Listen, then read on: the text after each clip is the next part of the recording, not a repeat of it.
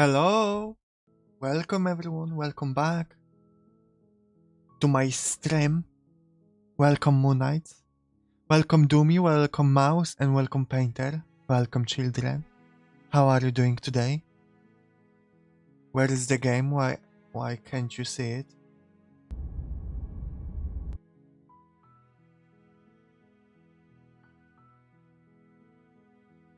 Wait, I opened two by mistake.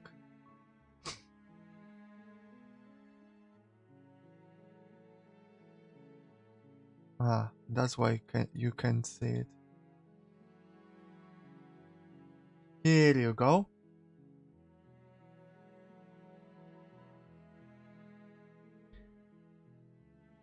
Before we continue, I have to apologize for the lackluster thumbnail today. I feel genuinely a little bad for the YouTube thumbnail. I know most people don't care, but I care. It's below my standard, but it's really hard to make a thumbnail for this series without spending a obscene amount of time making it. But anyway, it's been some time since we last played, and I think we're in the middle of the run, from what I remember. So today we will finish the game second time, but my overall goal in this game is to see all the princesses that are left, which could mean like we have to do 2 more runs or something. I don't know. I will hope that aside from today it will take us 1 more episode maybe, because I can feel the interest being lower in this game from you guys. I can feel it in my gut, and so I will try to wrap it up quickly. I won't explore every possibility in the game. You know, you guys can explore it on your own or watch other VTubers or other streamers in general. But I want to at least see every type of the princess. At least from the top ones. The other ones I might explore by myself.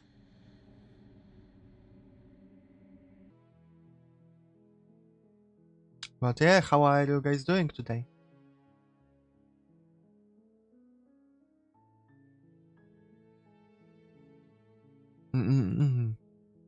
I have my coffee. I have not drunk it yet. Ah, that hits the spot. Hello, Dale. Just woke up. Well then. Good morning.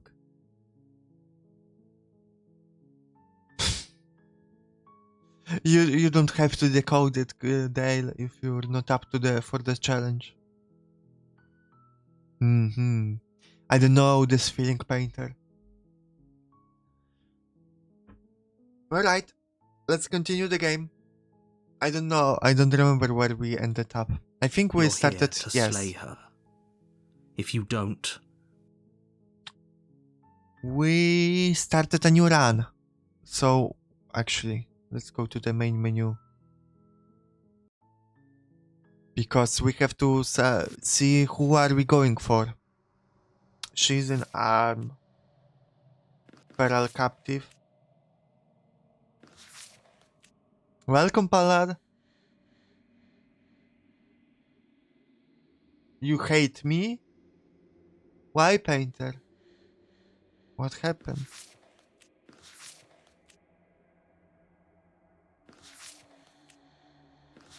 Paul to a feral captive. Let's go with that. Thank you, Pallad.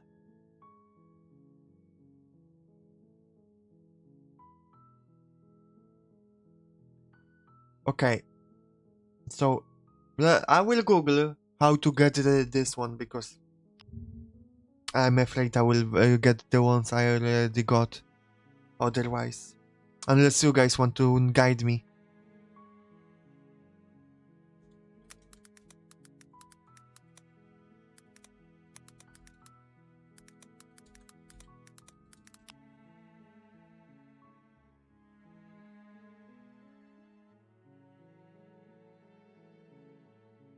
Feel free to ask for help. Okay, how do I get this one? How do I get this princess?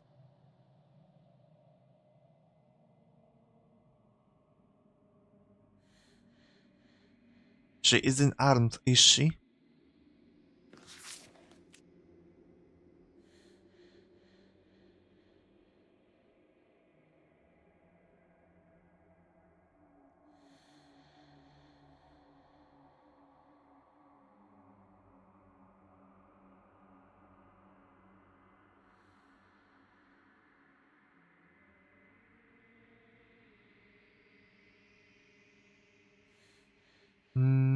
Hello, Nighty Night. How it's been treating me? So far, so good, yes. I really like it. Like, I put it on an S tier for my games of the year I played in 2024. So, but we still have some, a little bit more to play. So, I really like it. It impressed me.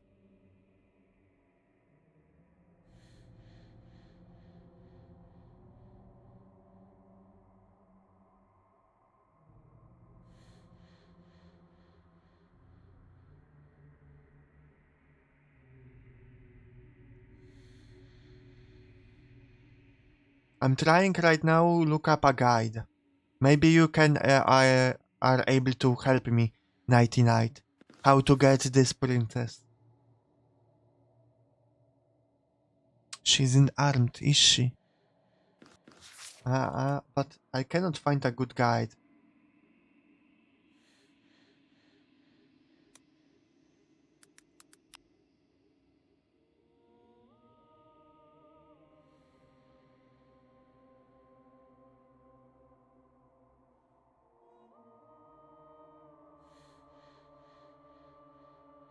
Yeah, I don't think your message got through, Dale.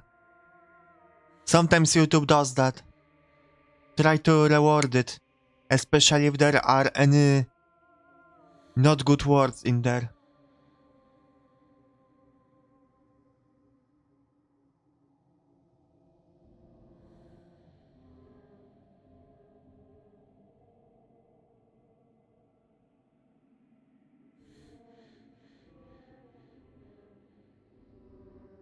The music is getting distorted.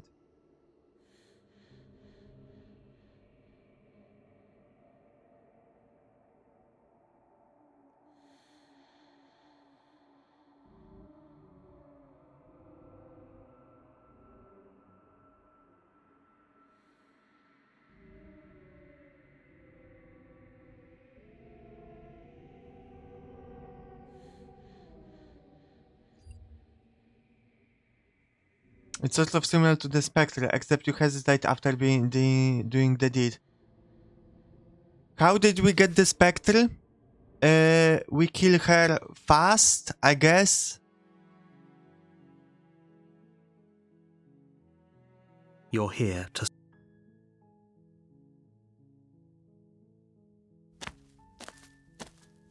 You make your way up the short path. A warning. She will lie. We're not going to go through with this. Ignore him. So we kill her. And then I hesitate. Alright. The interior of the blade. You take the blade. If you kill her when your first choice was to take the dagger, checking her body to make sure she isn't dead, could lead to that maybe? A staircase faintly illuminated by an unseen light in the room below. This is an oppressive place. Okay. The air feels heavy. Her voice. Who's there? She sounds dangerous. Don't let it fool you. It's all part of the manipulation. Let's go. Good. You're still listening to reason. You walk down the stairs and lock eyes with the princess. There's a heavy chain around her wrist, binding her to the far wall of the basement. She's so coldly beautiful. Hello, Is she really Sir a Jean. threat to the world? Thank you for the headbutt. Focus on the task at hand. And there you are. Are you here to kill me or something? Nah.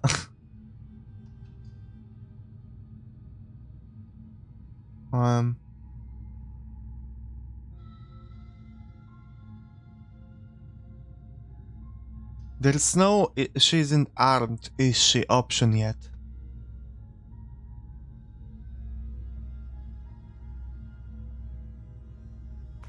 You step forward. I'm going your in. grip on the blade tightening as you steel your resolve. Oh? No talking then? Fine. What even makes you think you can kill me? I'm probably chained up in this basement for a reason, right? And if that knife is the only weapon you have, you'll have to get close enough to use it. So, you should just drop it. Best not to risk finding out what I can do. She's unarmed. If you hesitate now, it'll be too late. End this.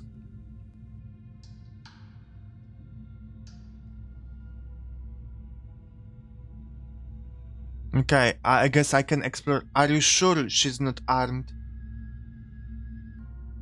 I'm positive. I'm not. But we'll keep our eyes peeled. If she has a weapon, she'll have to draw it before she can use it. Hesitating? Why don't you drop the knife and the two of us can be civilized with each other? Slay the princess.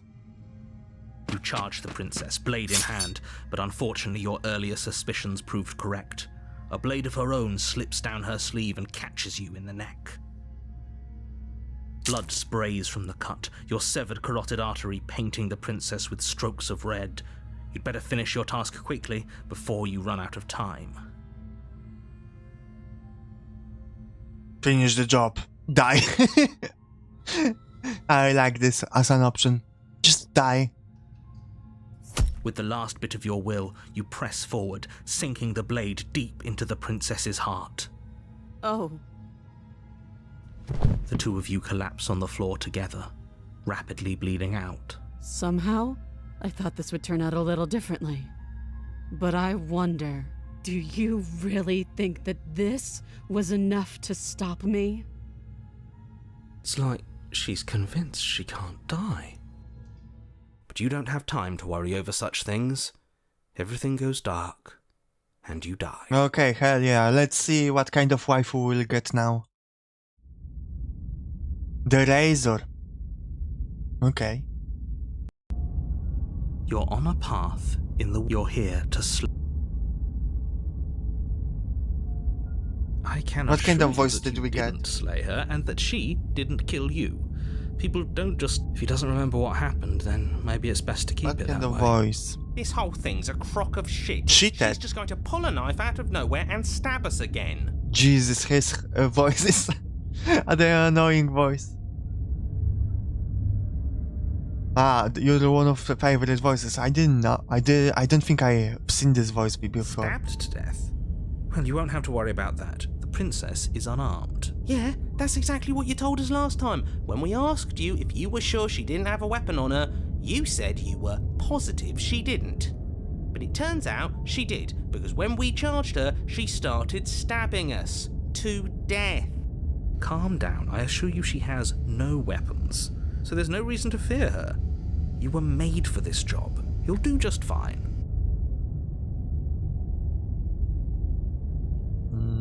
Those are two very different questions, but fine. I'll indulge you if that's what it takes to get you moving. The craziest waifu, hell yeah. Let's say for a moment that this really is the second time you've met me, or at least a version of me. You died last time, which probably only happened because you didn't listen to me. Okay. We did exactly what you said. Sounds to me like you probably had some kind of elaborate nightmare, in which case I shouldn't be held accountable for what supposedly happened. But congratulations, you've been given a chance to actually do this right. I'm not commenting much on those dialogue or I don't know. just kinda skipping a little bit because, you know, we have heard a lot of it many times, And I but by believe your now. other question was something along the lines of, oh, what's the point of doing anything? If you're asking that, it sounds to me like you're making the rather dangerous assumption that your actions last time around didn't have any consequences. What do you mean? Of course there weren't any consequences. We stabbed the princess stabbed us, and now everyone's right back to where they started. That sounds pretty consequence-free to me. Yes, but in this purely hypothetical scenario, that begs the question of how you got back. Had you okay. failed to slay the princess? Screw this. Who cares what happened to everyone else? She's not going to play fair, so we should do what we can to save ourselves and just get out of here. At least you know not to trust her, but you do realise that everything and everyone includes you, right? If you turn around and leave, you're dooming your... She just caught us by surprise last time. That's the spirit. Okay. Proceed to the cabin. I just want to hear a little bit more of the dialogue from the cheated. She will lie, she will cheat. He couldn't be more on the money. But we're really doing this, aren't we? I'd say you're lost, but I'm stuck here with you. We know what to look out for this time. We know to be careful. Just stay focused and you'll be fine. Proceed to the cabin. I'm not sure who's the voice of the hero. I probably should watch some lore videos on that. The interior of the cabin is a jagged mess of warped wood and broken boards, their splintered edges as uninviting as shattered glass. The only furniture of note is a pointed table with a pristine blade perched on its edge. Yeah, the blade option is the main fork. That's also what I figured. The blade is your implement. You'll need it if you want to do this right. That's because there isn't. Can you...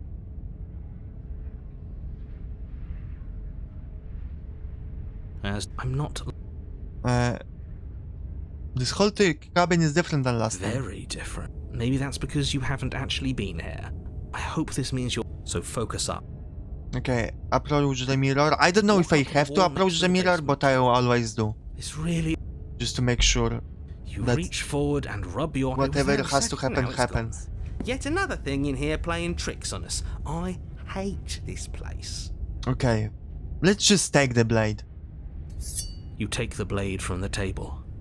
It would be difficult to slay the princess and save the world without a weapon. It feels a bit better to have a weapon in our hands. Let's make her hurt for what she's done to us.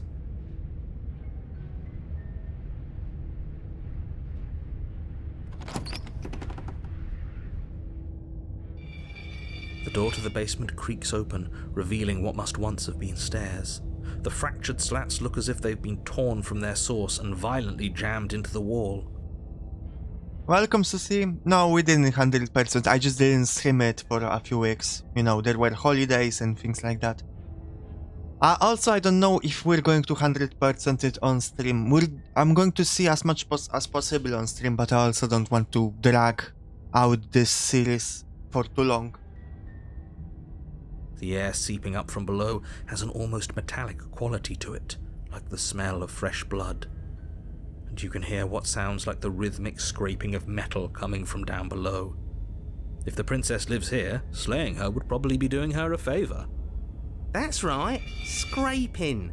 I told you she has something, I told you.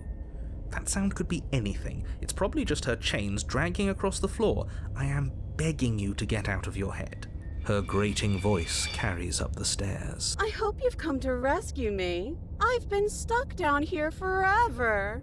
There is something so wrong with that voice. Yeah, she thinks she's better than us, like she doesn't even have to put on an act this time.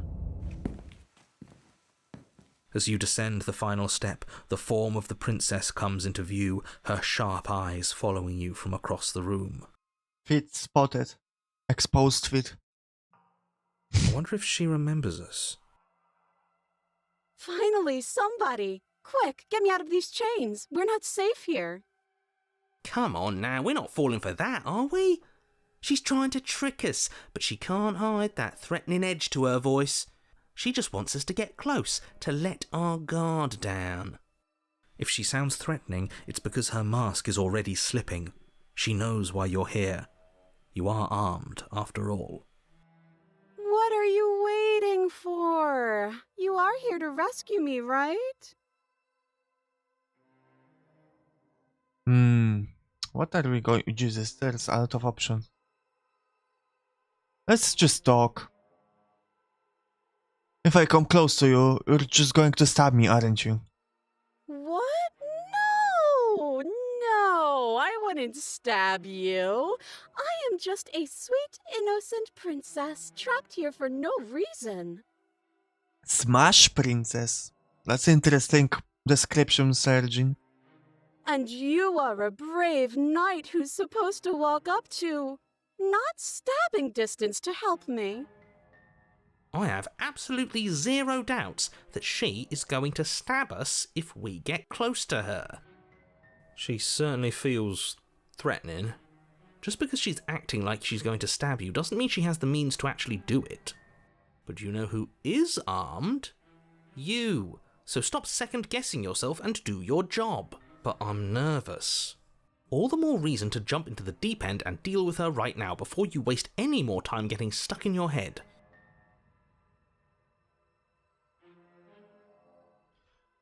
Do you remember what happened last time? Last time?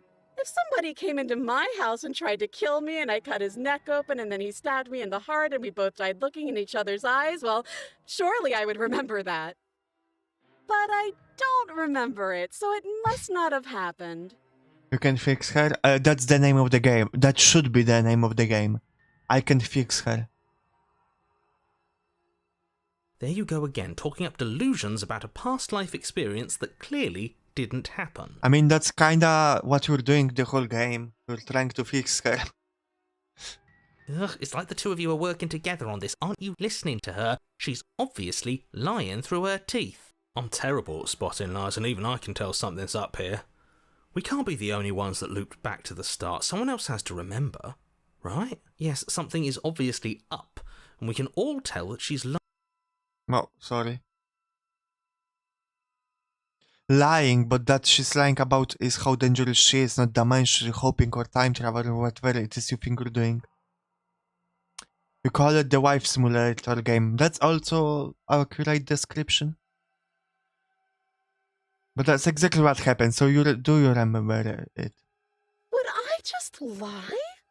Would I just lie to your face and tell you a thing I remembered happening didn't happen just so I could stab you again? I mean, just so I could stab you for the first time. Aha! She slipped up there. She said again, and her taking it back doesn't count. I love how the way he said it. Ah! She slipped up there. Do you hear how deranged you sound right now? Please stop dawdling. This is only going to end with violence. Postponing the inevitable is only going to make it worse for you when it actually happens. I know you have a knife. I'll let you out here if you drop it.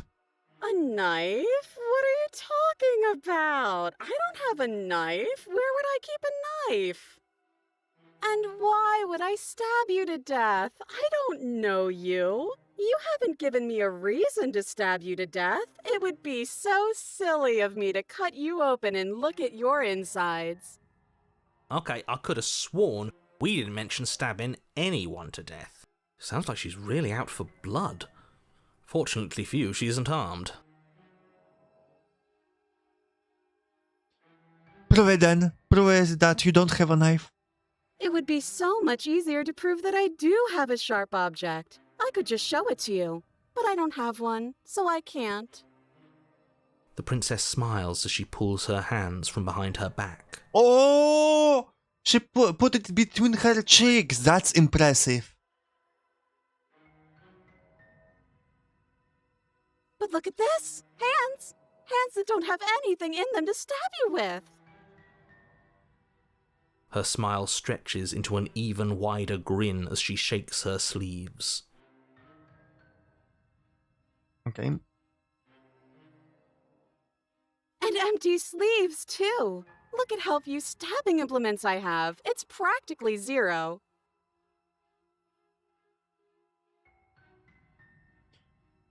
But what if you're just hiding in somewhere secret?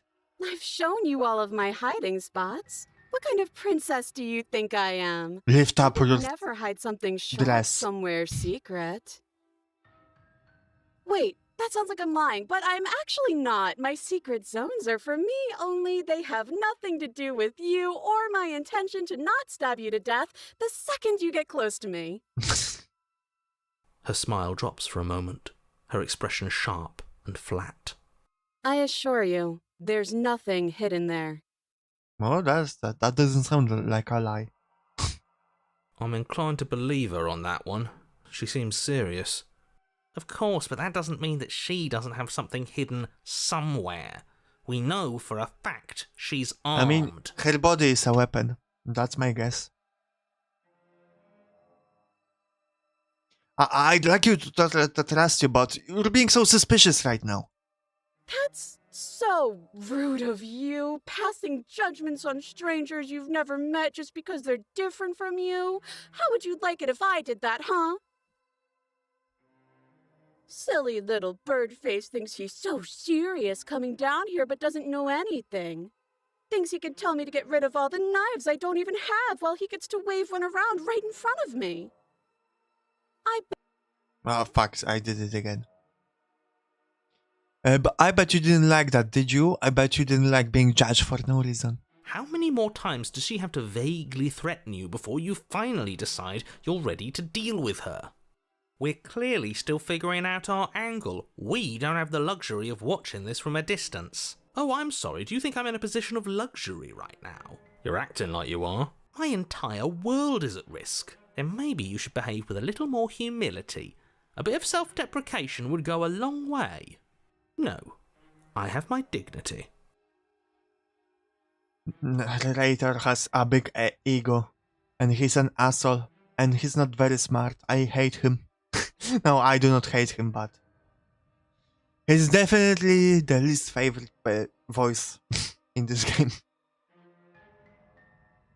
Yeah, I think so too, Sergeant. Fine, then we'll continue to treat you exactly how you deserve to be treated.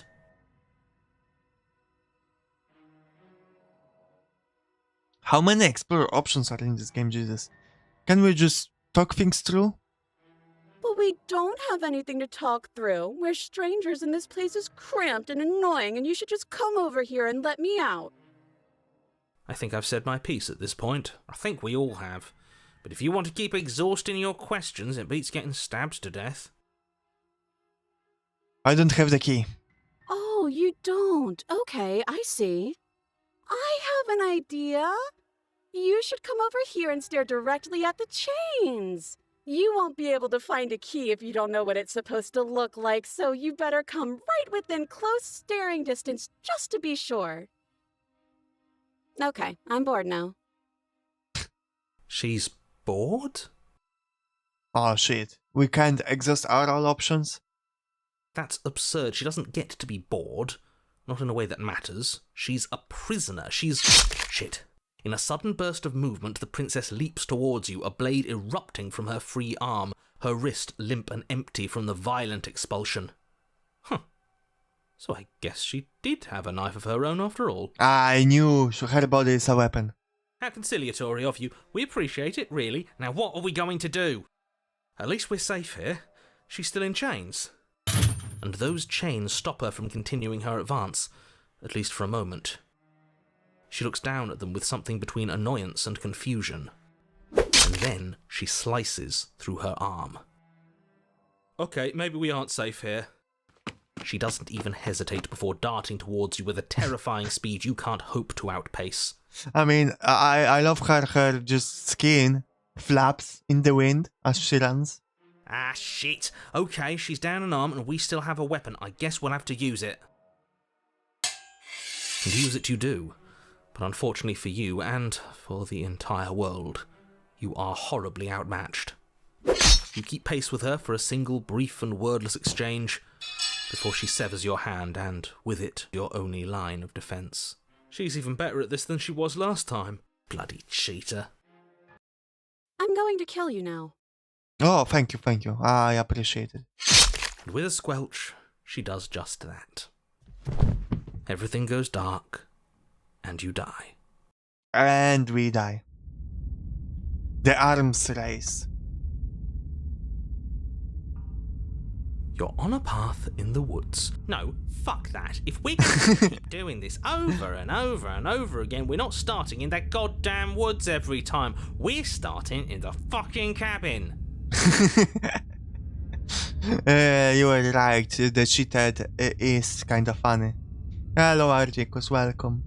You're what? The interior of the cabin is sharp, a constricting mess of curved and battered sheet metal pushing you towards... Wait, excuse me? What just happened? What did you just do? I forgive you, Articus. I feel dizzy. Oh ho ho ho! I guess I took us to the cabin, didn't I? Isn't that interesting? Who holds the cards now? That's fascinating. So the voices can take narrative control to some extent at least. But they just didn't think to do that previously. Oh, you got addicted for Slay the Spire as well. I understand. The circle's getting smaller and smaller. Ah, hunted. Isn't an option anymore. We have to fight. What's the point of fighting if she's just going to win every time? It hurts being sliced to pieces. We're better off just sitting up here and doing nothing. Hunted and the Broken. That's interesting. Great, so obviously you've already been here. How many times? This is our third?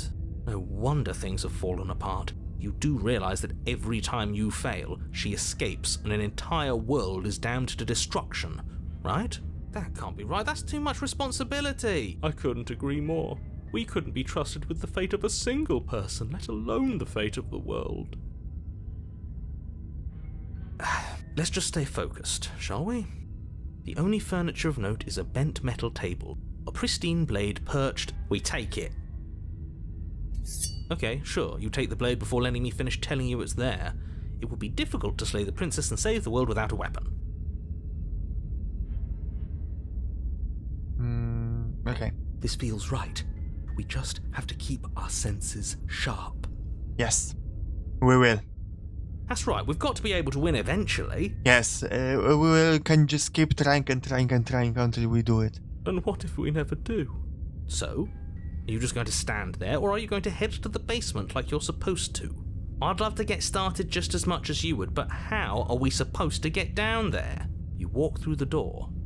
You do know what doors are, right? But there isn't a door, it's just that mirror again. There isn't a mirror. You really messed things up, didn't you? It's like you can't even see reality anymore. I can feel the air coming up from behind it, stinking of iron and steel. He might be right. Could be a trick. If our other senses can't feel it, then we can't trust it. Approach the mirror. You make your way to the door at the end of the room, stopping just in front of it. You really must think you're looking at a mirror.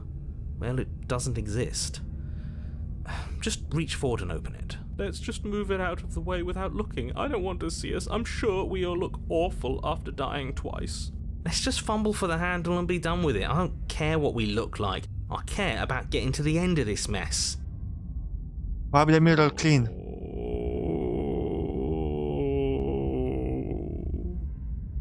That's an interesting sound to make. You reach forward and place your hand on the door to the basement. It creaks open. And the mirror's gone. How surprising. The Broken sounds like you. It was never there. Just an illusion. Guess it's time for us to see her again. Just stay focused and you'll be fine. You step forward, but you don't get a chance to linger on the basement stairs. They are smooth and flat and metallic, an unintentional and unfortunately slippery ramp that quickly sends you skittering to the bottom. Your body tumbles onto the basement floor and the form of the princess comes into view, standing at a distance. She gives you a wry smile. Welcome back. Hi, it looks like you don't have a way out, so I'm not going to play dumb anymore. But don't worry about how bad you did last time. That's part of the fun. Fun for her, maybe. I didn't like dying all over again. Thinking about dying makes us as good as dead. The only thing that matters. I don't know if we can resolve this one, Sergeant. Actually, does survival matter? We've died twice and nothing bad has come of it. We just need to find a way to win once. Nothing bad has come of it yet. Plenty bad has come of it. You've left at least one entire world to ruin. The people there mattered. The past isn't real. There's only here and now. Yes, that's true. The past isn't real. The past doesn't exist, actually. The past can't exist, the same as our future. Only now exists. So worry only about the now. I mean, that's not really my true philosophy for life, but it's true right now, in this moment. Your internal bickering is cut short by the wet sound of slicing meat. From the princess's arms erupt twin blades glistening with her blood, the empty flesh of her arms flopping at her elbows like torn sleeves. The chain clatters to the floor. She's loose, and she is coming for you. She's loose. And she's coming for you. Okay. That's interesting sentence. You're going to make me walk over to you, aren't you? Shit. She's coming for us and I'm out of ideas.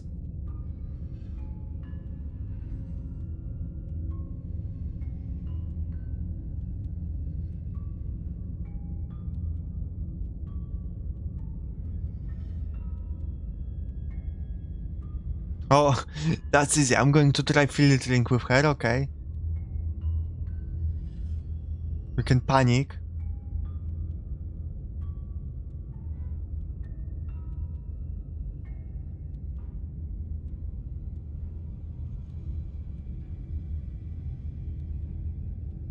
All of the ideas suck. Think up of something better. Okay, let's try filtering. Why not?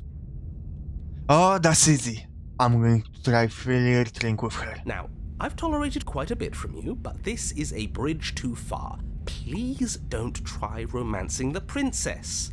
She wants to kill you. She's going to end the world Don't worry. if you don't stop her. I know how to do it. Yeah, do we have to flirt with the murderous monster? I'd rather not. It's not like she wants us anyway. That's sad. I'm fine with it. Let's see where this goes. Hell yeah. She that understands me.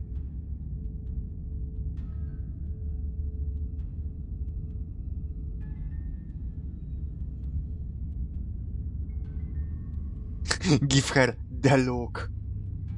You can see. Oh.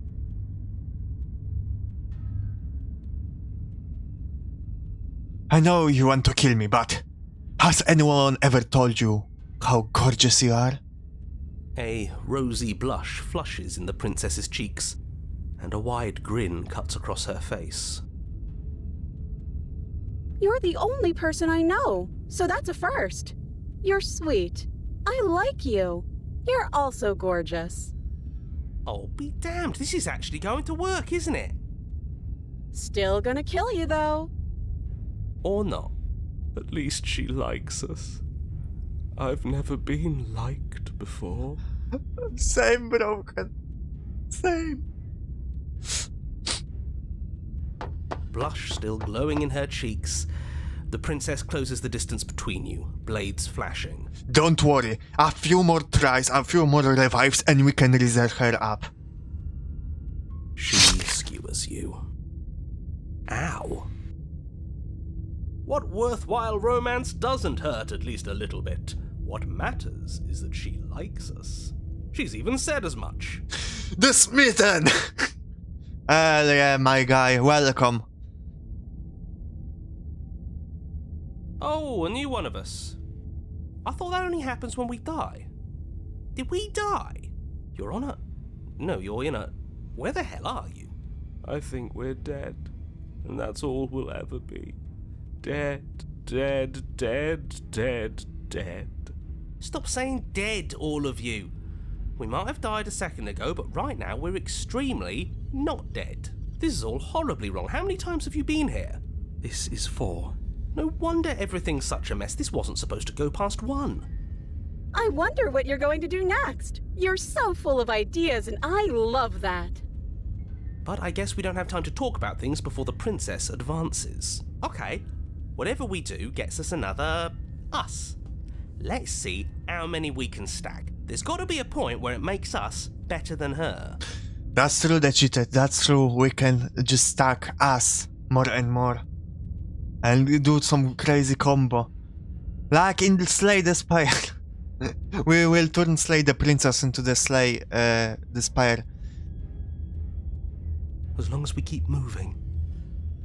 We'll win her heart eventually. Oh, great. So it's going to get even more crowded. Even more deluded voices that think we might stand any kind of chance. Come on! Show me something new!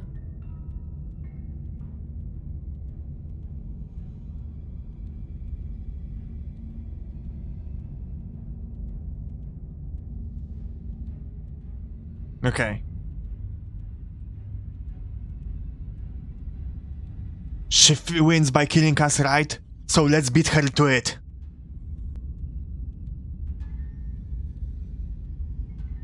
It doesn't work, and she kills you again and again and again and again. Your memory broods as your consciousness leaps from life to life to life, holding only snippets of the conflicts that transpire.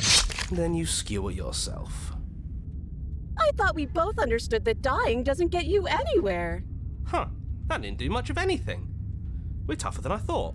Well, there's more of us. Let's see if that helps. We just have to hit her harder.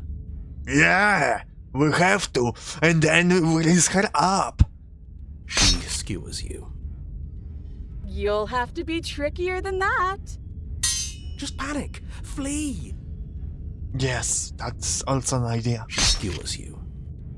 No, you don't get to escape. That's not how this works. Do you see that? We almost had her. That was luck. But we only have to get lucky once. She's going to kill this body either way. So stop feeling what it feels. She skewers you. Ooh, not bad. Real tough. It doesn't matter how many times this takes, we can't give up. Okay, let's go again. Let's go again. Let's appeal to her better nature. We haven't tried that. I'm sure she'll listen to reason. She skewers you. See? We're getting better. Yes, we're getting better. Okay, yeah. That was a good one. Mm-hmm. None of this is working. Think. She skewers you. We're getting close to something. Can't you feel it? One last time. One last time! It reminds me of second season of Squid Game, and without much spoilers, people shouting, "One more game! One more game!" One last try! One last time! You're right. One last time. That's all we need. The And then everything gamblers, goes dark, and you die. the gamblers' curse. Mutually assured destruction. Your Honor, don't lose your head. We're in a cabin, and we'll take it from here. Spin attack ever practical? If your body is a blade, yes. But I love how we just took control of the narrative in this one from the narrator. Just shut up, we got this. Everything feels like it finally fits, doesn't it? We're up here, which is different, and different is good.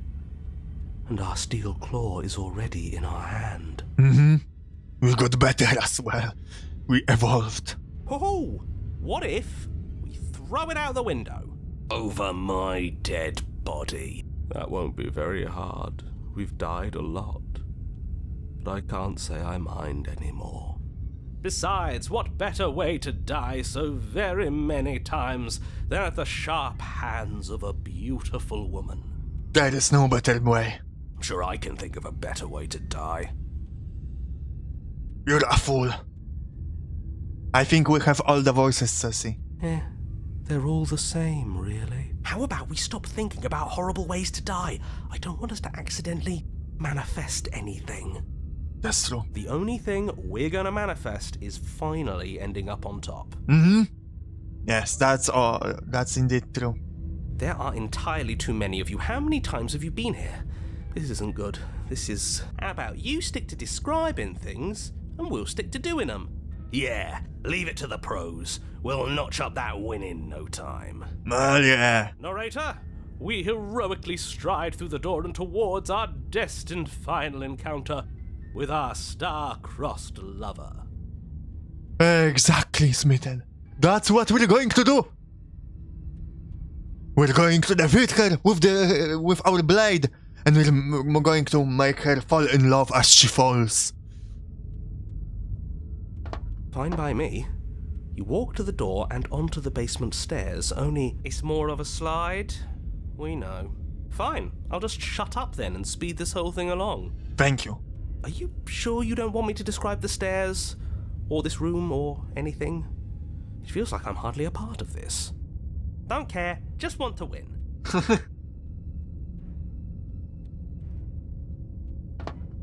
Fine, you make your way to the basement, where the princess awaits you. You know, this last time I killed you, and you didn't pop right back up again? I thought I'd actually done it. I thought I'd cut you into so many pieces you just weren't able to stitch yourself back together. But I guess we're not done. That's okay with me. It's good even. I like that. I got something ready for you while you were gone. Do you want to see it? I'm not going to wait for an answer. I'm just going to show you. It's worth it though. Just you wait. And not for very long, because I'm going to do it right now. Do you have a blade right now between your legs as well? I'm up for that.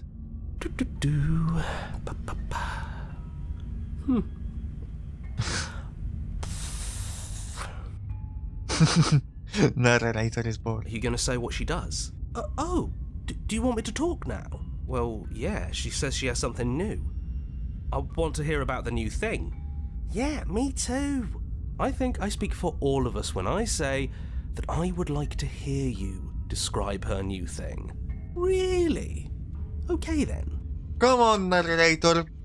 Do your job. We love you. Haha, we banter, but come on. It's not the same with you. Here we go. Now. The princess's skin twists, splitting into red blooms of raw meat as it stretches and tears. And then it erupts. She becomes a wave of blood and viscera, pieces of her splattering against the walls. All that remains in the center of the room is a skeleton of blades. A heart beats furiously in its cage of a chest. She's still beautiful. Are you ready for what comes next? Holy shit!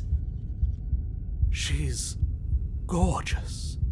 Absolutely divine. I couldn't agree more. The Smitten. Yes, behold, the perfect woman. The perfect woman for a man like us.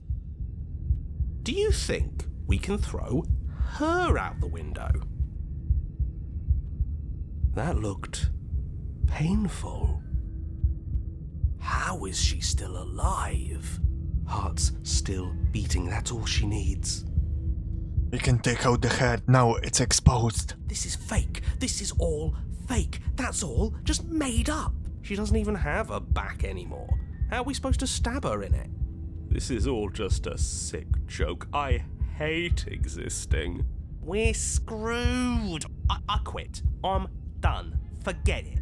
Come on, we can do it. This All right, is all sir. just a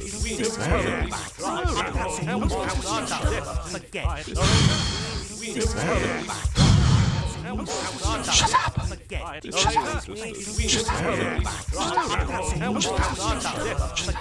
What just happened? It's so quiet. Shh.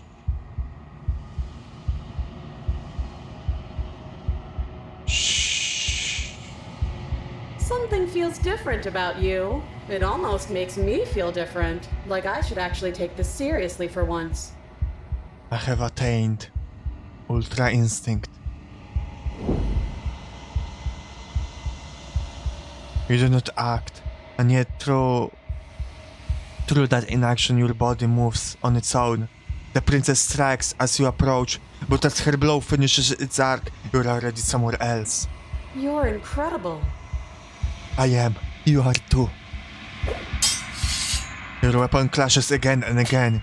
You and her entering a rhythm free of thought and free of self.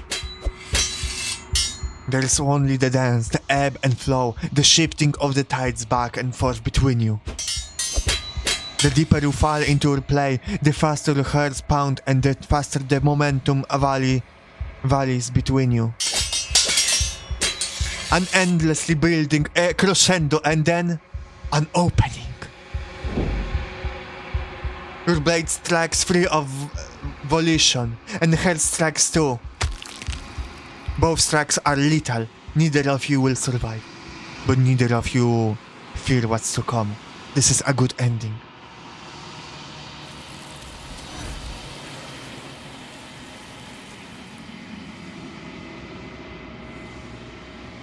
You do not get to see each other die, nor will you ever.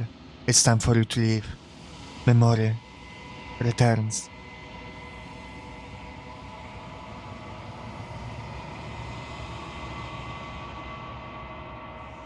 You do so. Silence as you reach towards the glass. It's time for you to see what's in it. You've withered. You find yourself in the long quiet once again. This one was fun. I really like that about our character. Not as much Princess. Princess was fine, but I think this one was focused on our character and the ability that we could shut up the narrator. The realization that we could change the narrative a little bit. We could change the scenery if we wanted. That we had this ability, we just didn't know it. It's awesome. Could MC fight Goku? I think so.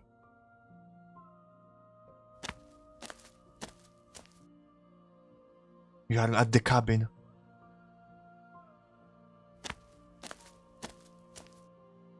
I am a growing chorus of contradiction.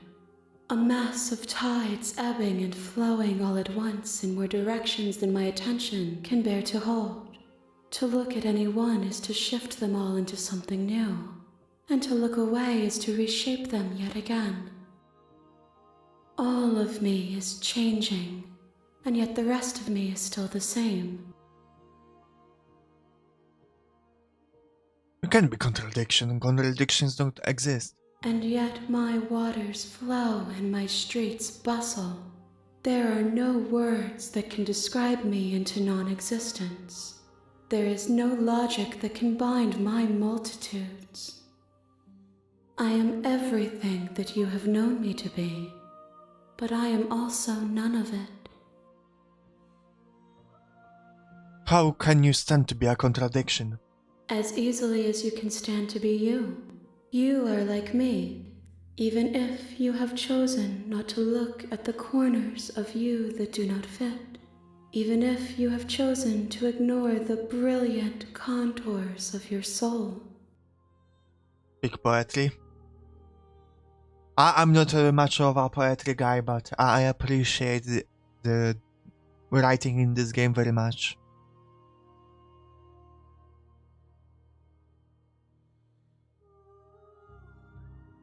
It changes me, but it doesn't make me worse, nor does it make me care for you any less. Does it make you worse? Do you resent me?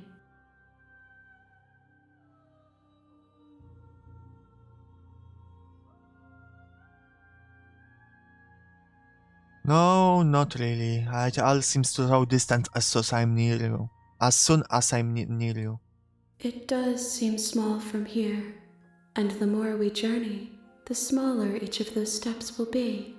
But that doesn't make any of them less special. What do you think of this vessel? This one is a single-minded edge. She is cruelty, but she is also joy. She will make for a piercing heart. Do not mourn her. She is exactly where she needs to be.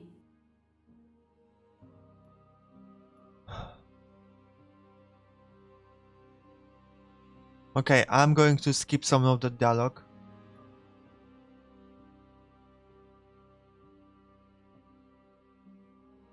Because we heard it already a few times.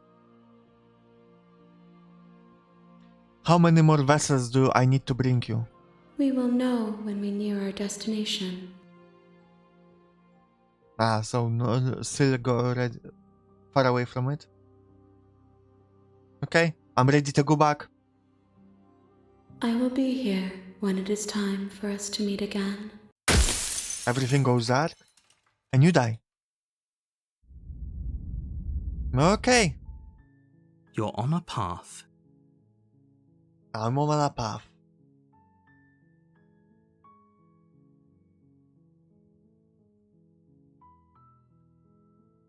Right. Another Princess Dawn. What do we have left? We have Fall to a Feral Captive. How do I get that?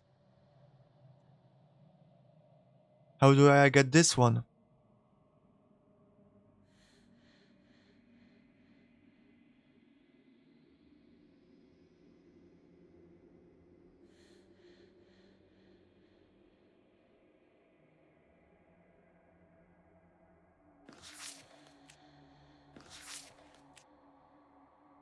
No blade.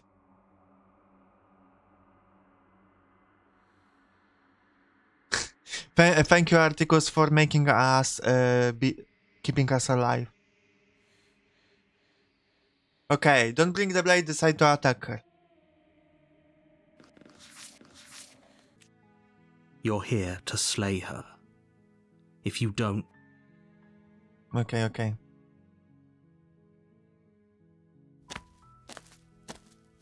you make your war. She will. We're not going to ignore.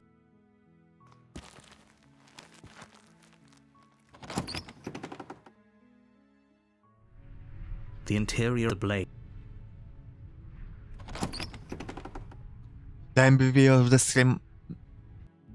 I won't deny Door that to the basement Dale is creaks very open, helpful. revealing a staircase faintly illuminated by an unseen light in the room below.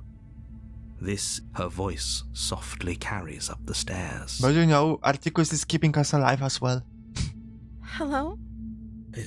Don't let. Good. You're still listening to reason.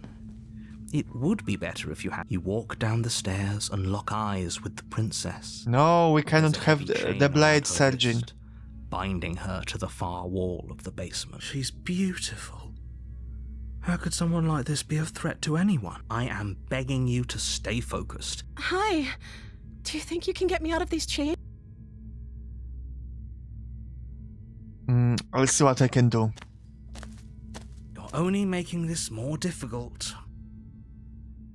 Thank you. Thank you. You're making a huge No, you're doing the right thing. You want the other for it? I suppose so, yes. You walk up to the chains binding the princess to the wall and give them a tug. They're large and heavy, far too solid for you to even imagine trying to break them apart. I'm guessing you don't have the key? Maybe it's somewhere upstairs. Doubtful. Whoever locked the princess away down here intended for her to never see the light of day.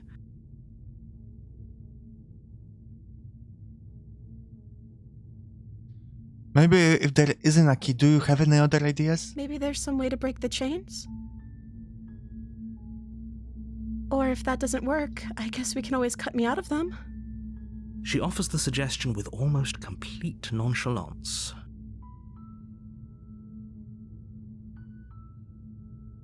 If we were stuck down here long enough, I'm sure we'd be nonchalant about cutting our way out if it meant we could finally be free.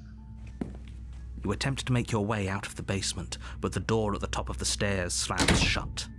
You hear the click of a lock sliding into place. This is your favorite to see, okay? Is someone else here?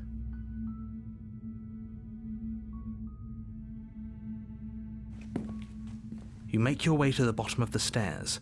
This would have been so much easier if you'd just taken the blade like you were supposed to. Easier for whom? Easier for everyone. Look at the mess you're in. I heard the door slam. They locked you down here too, didn't they? There's a slight panic rising in the princess's voice. If I could just get out of these chains, I know we could force our way out of here together. She barely hesitates before raising her arm to her mouth, Jesus. her teeth tearing through her limb with the determination of a trapped wolf. As she rips her flesh from her bone, a sound comes from behind you, the clang of bouncing metal. Okay, I guess we're trying to kill her now. You're not sure how it made its way down here, but if there's a time to strike, it's now. Or we could use it to free her. You won't like what happens if you do that. Slay the princess. Oh, they said the thing! Without hesitation, you bring the blade down and plunge it into the princess's back. Finally. Back? I guess it is back. The wound drives her to the ground. Okay, there's no going back now. I'm with you to the end. You bastard. Were you lying to me this whole time? The princess pushes away from you, the motion ripping the blade from her back. Wounded, but still alive, she crouches on all fours in the corner of the room and meets your eyes with the ferocity of a cornered predator. You've made a terrible enemy, and there's nothing in the world that can possibly save you from me. I thought we had the upper hand, but it's as if she's barely even threatened by us. It's an act. She's wounded and unarmed. There's nothing she can do to hurt you. I'm not so sure. Don't waver now. As you ready your blade to deliver a lethal blow, she lunges at your legs with the same animal ferocity she used to tear at her arm. Your blade cuts into her again and again as you're tackled to the ground, your body racked with pain as she rips into you with tooth and claw. Forget about trying to rescue her. This is about survival now. Give her everything you've got. Okay, I'm going to stab her to death. Slay the princess. Though your nerves are seizing with pain, you know you've done your fair share of damage as well, your blade having left deep gashes in the princess's back. You seize a moment of hesitation to throw her off of you and shakily push yourself back to your knees. We can still turn this around. Finish the job. You steel your resolve and take another step closer to the princess. You probably won't make it out of here alive, but you can still make sure that she won't make it out of here either. Excuse me? What's this about not making it out of here alive? Do you think this is what I wanted to happen? I have a duty to state the facts of the situation, and honestly, it's a miracle anyone in this room is still standing right now. Don't act so surprised. Can you not feel all those gashes and holes pulling you apart? If the princess doesn't do you in here, blood loss is certain to finish the job. You take another step forward, and the princess lunges towards you.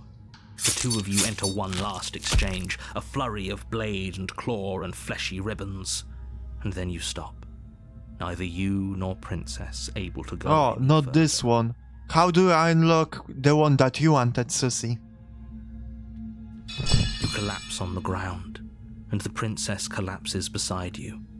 Blood pools around you both, and you watch each other fade away. After all this time alone, Okay, I thought Susie. I'd finally found a friend, but you were just another monster, weren't you?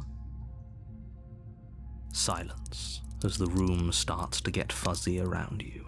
You've paid a terrible price, but you've saved us all. It's over. If you think this is it, you're sorely mistaken. One way or another, I'll make sure you pay for this. But you don't have time to worry over such things. Everything goes dark, and you die. The witch. This route, did I do something wrong? You're on a path in the woods, and at the end of that path is a cabin. And in the basement of that cabin, you're here to sleep.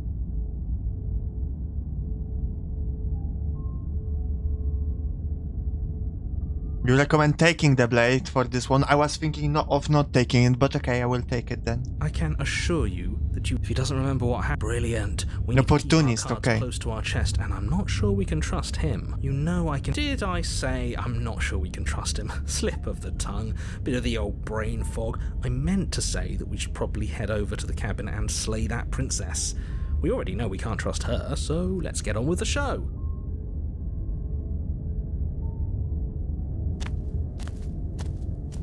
Oh, she will... Don't worry. You can trust us to get the job done.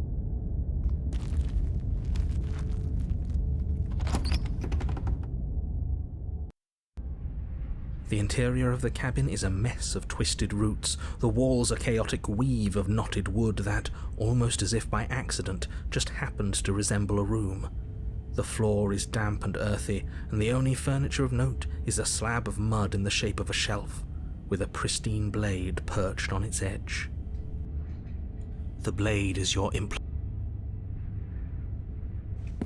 You walk up to the wall. What are you talking about? You reach forward and rub your hand against the cabin wall.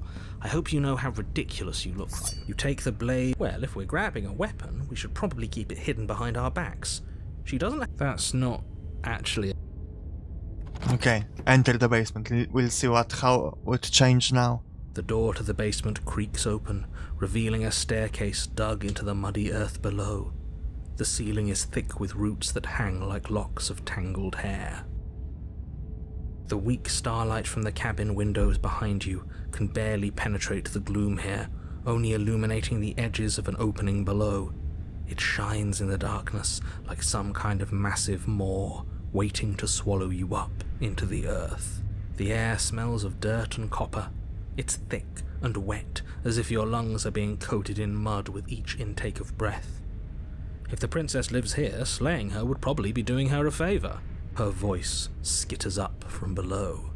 Something nasty finds itself on my stairs. Come on down. Don't be scared. I probably won't bite. I didn't expect this kind of voice after the last one. I expected something more angry.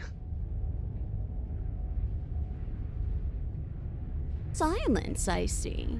Don't think I've forgotten about you. I recognized the sound of your nervous little footsteps as soon as they came into my home. I know who you are, and I remember what you've done. I'm going to be forever impressed by the voice actress. Making come to life so many versions of the same character. I love it. Very impressive. She must have you confused with someone else. She seems friendly enough. Maybe we can talk our way out of this whole situation. You can't. Unless you slay her right away, she's going to break free and end the world. Look, I'm just throwing ideas out there. I like to think out loud. I'm the kind of guy who likes a discussion.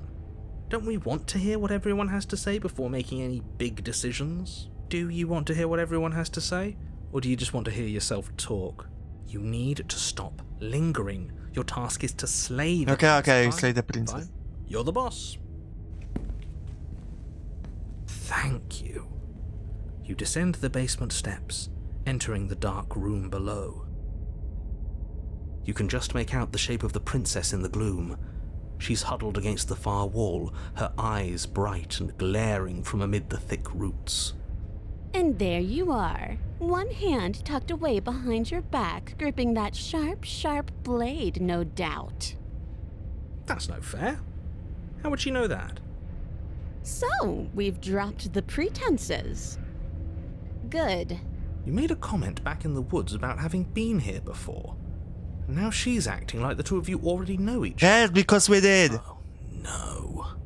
You've already been here, haven't you? That's pretty sharp. How'd you figure that one out? Call it deductive reasoning. Well, you seem to be great at it. So, you really don't remember us, do you? No, I don't.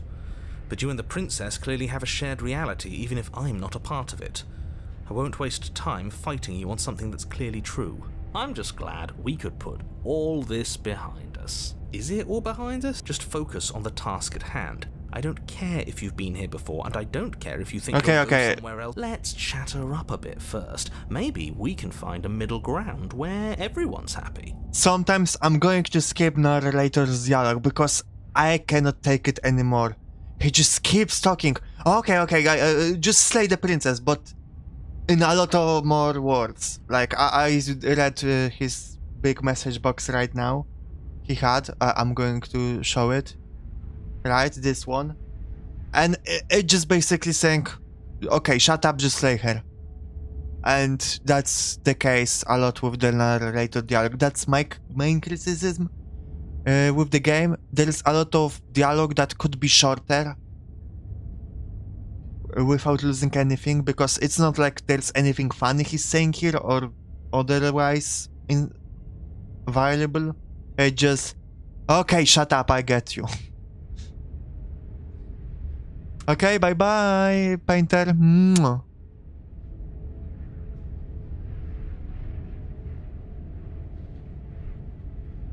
Don't talk to her. You're just going to make things more... Well, I seem to remember you having a tongue. Oh, I'm sorry about last time. Ooh, smart. Let's apologize. Get us back on the right foot.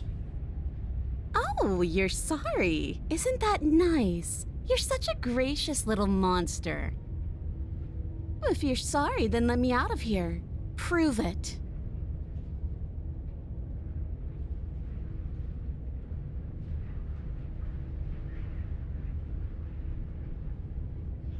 Get the sense that you're not happy with me. Is that a joke? Do you think a joke will charm my trust back?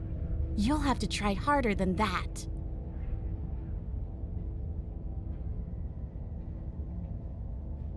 Listen, we both died last time. Can bygones be bygones? You were the one who stabbed me in the back when I was still in chains. A dirty little thing like you doesn't get to decide when all is fair.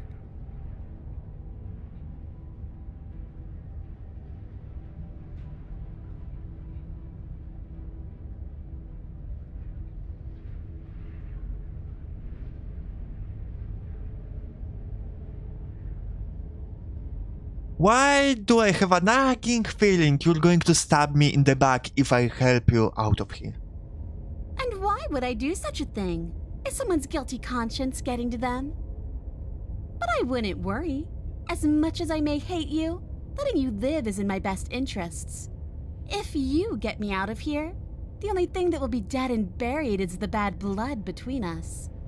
Oh, that nagging feeling you mentioned is me, by the way. I'm actually a little anxious about a potential backstabbing event. I mean, that's reasonable. She needs us to get out of here. We'll be fine if that's what we decide to do. You won't be fine because destruction is in her nature. If she gets out of here, that's it for the world, remember? Even if that's true, that doesn't automatically mean she's going to stab us in the back. I think that depends on your definition of words like stab and in the back. She might not literally do that, but she could very well symbolically do the same thing. See? He gets it. There's nothing wrong with looking out for number one. Okay.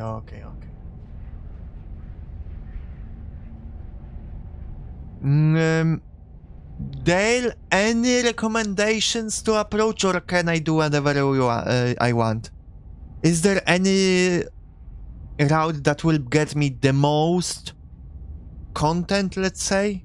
The most to see?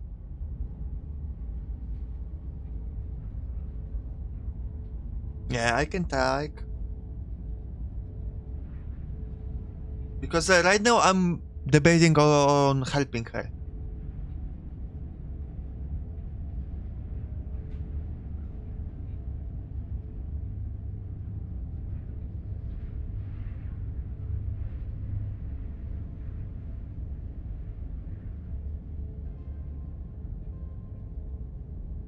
Okay, that's what I thought. Don't worry, the blade isn't for you, or not for killing you. We've got to get you out somehow, right? Oh, I don't need you to cut me out. The princess grins as the chains fall from her wrist. Ah. Impressive. She could have gotten out of those the whole time. That sneaky little... A woman after my own heart, really. She knows how to hold her cards close to her chest. This is why she can't just be abandoned here. If left to her own devices, she'll find a way out. Now stop her. Look, I know. Things got messy last time, but I think there's something bigger than both of us at work. We should team up. I suppose you didn't come into my hovel of your own accord, did you? All right. I suppose I could team up. I need a way out after all, and unfortunately you're the only one I have. Seems to me like she's offering a mutually beneficial arrangement. We should take it. Do you know what the word mutually means? Because it sounds to me like she's offering an arrangement that benefits her and her alone.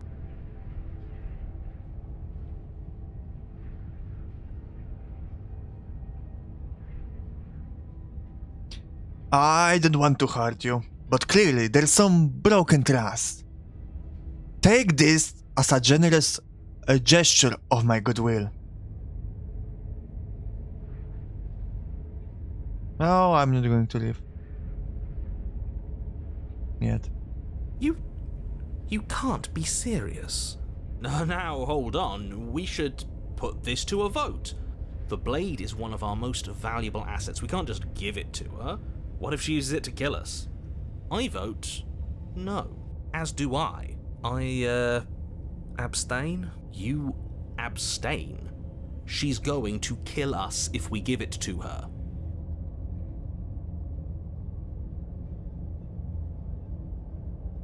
This isn't a democracy. We're giving her the blade. You're going to get everyone killed. You know that, right? But of course you do. You toss the blade at the princess's feet. She eyes it with suspicion before kneeling down to pick it up. I wouldn't have done that. Why did you? She creeps forward, taking one cautious step at a time until you and she are face to face. What do you think happens now?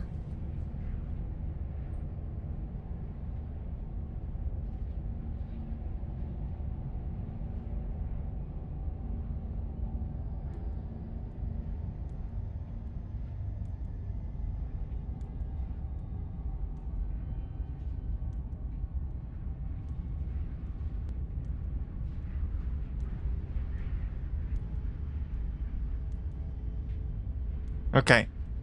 We're both scared, and we're both hurting.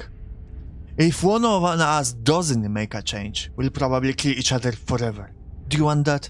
I don't. It can be better than this. Her shoulders tense and her eyes dart away. This is another trick. You're trying to sow doubt, but it's not going to work on me. Release her. I'm not going to release every princess. Not at least straightforward. And then Oh, she fuck. buries the blade in your heart. I might be reason her was the correct choice. What? No, come on, that's not right. I told you this is what she was going to do. I don't like that. Glee dances across her face as you fall to the ground. I did it. I got you. You... The princess seems to tremble, her smile fading quickly, replaced with concern. Her nervous eyes brim with tears. Hello, Kirill. Why? Why did you let me do this? But you don't have the strength to respond, nor do you have the time. Everything goes dark, and you die. The Torn. You're on a path in the woods. I can't believe she actually stabbed us. I told you not to give her the blade. I told you it would come around to bite us. I voted against it. Yeah, we know. You already got your I told you so's in while we were bleeding out. I just wanted to make sure that everyone here knows that I was, and am, on the right side of that argument. Oh, you're far from being on the right side of anything. You're fixated on the past, whereas what you should be is fixated on the future. Welcome to Smitten. This meeting is just me, by the way. I think that's the case. Ho ho! A visionary. I like it. Tell me more. Gladly, my dear fellow. By cruelly turning on the princess in her moment of vulnerability, we made ourselves an enemy. But by mastering our fear and insecurity and handing over our power, we've begun a journey to something so much deeper. I like journeys. Travelling is a bit of a passion of mine. It makes me so relatable. Now, where are we off to? Well, if we're lucky, it's a journey To love. She hates us. Does she? She hesitated before stabbing us to death. Maybe she won't be as keen to betray us this time. We've already proven to her that we can change. So maybe she'll realise that things don't have to end in violence.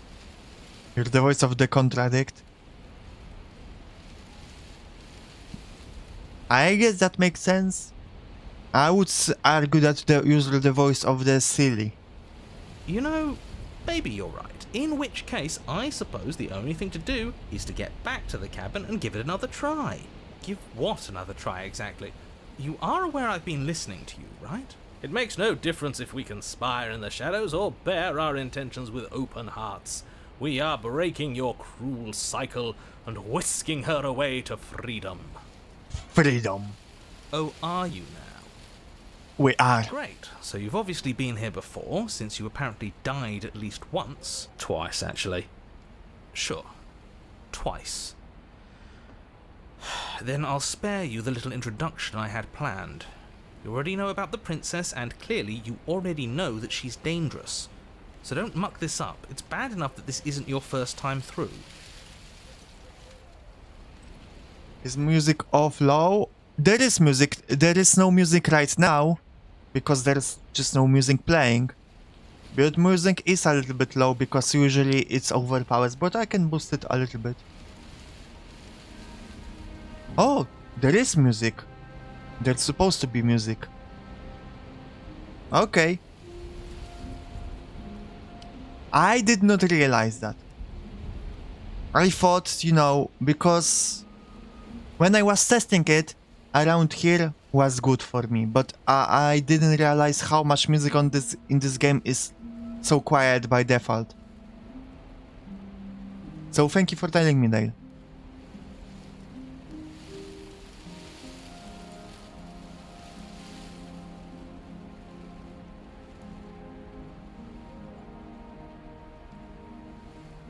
This place is different. It keeps changing. Wonderful. If the woods themselves are changing, then that's all the more reason for you to take this seriously. It would mean your grip on things is slipping, which, in turn, likely means her influence is spreading. Someone's in the know. I've already said too much. The more information you have, the more difficult your task will be. Don't listen to her, definitely don't free her, and if you can, don't even think about her. You don't have to worry about me. My head's always empty. Except the thoughts of her.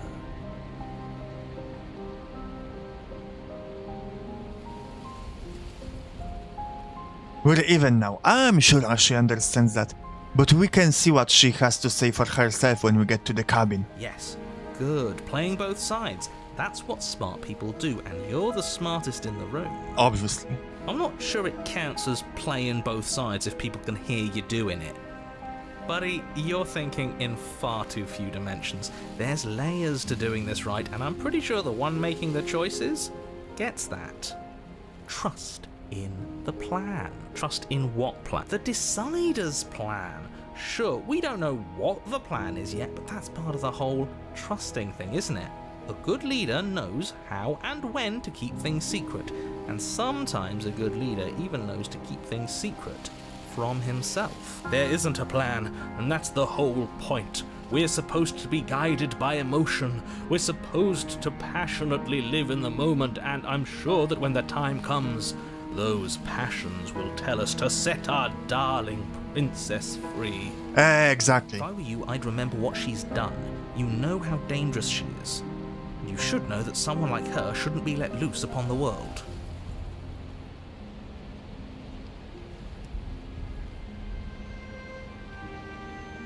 You should be taking the whole looping thing in stride. What do you want me to say? It's bad that you've been here before. It's bad for you, it's bad for me, and it's especially bad for the world. The more times you run through this, the more likely it is that you'll fail. You've already failed twice, so you knew this could happen. Theoretically, sure, I knew this could happen, but I was supposed to be the first. I'd really rather not get into it. I don't care about where we came from, and I don't care to discuss the theory of anything. I yearn only to bring her freedom. I'm here to feel, not to think. Then we can all move on, and forget what I said about failure. It's important that you believe in yourself, and the fact you're here probably means that you still have a chance to pull this off and save the world. My world, at least. I need to stop talking. Think happy thoughts.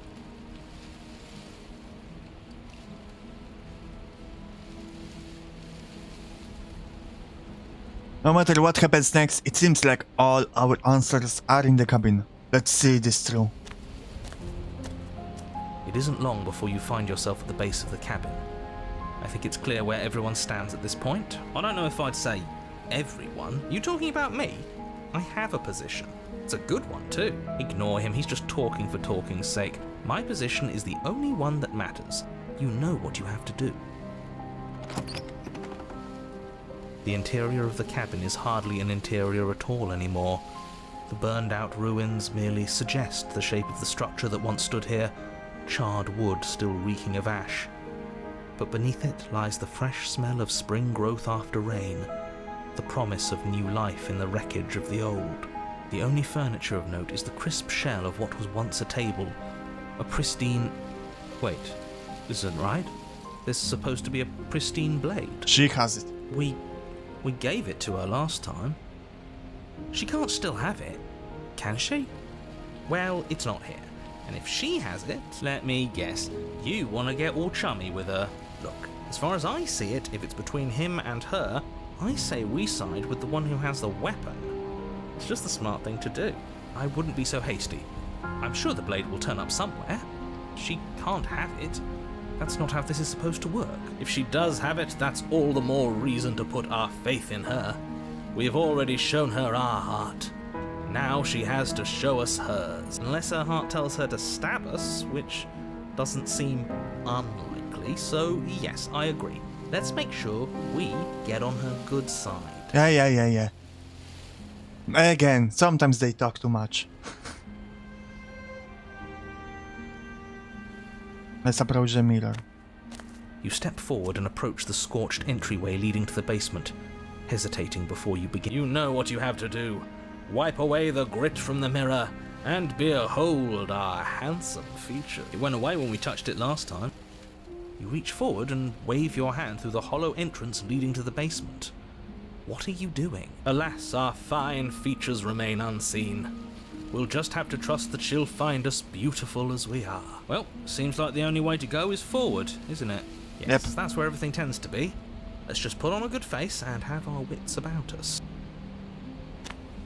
You step through the frame of scorched wood and make your way into the darkness below. The stairs to the basement are covered in a fine layer of gritty ash. The air still feels warm, as if the fires that ruined this place had only recently been extinguished. Yet fresh shoots of thorny branches are already weaving themselves through the soot-covered earth of the walls around you. Hello. Sweet. Yes. Torn.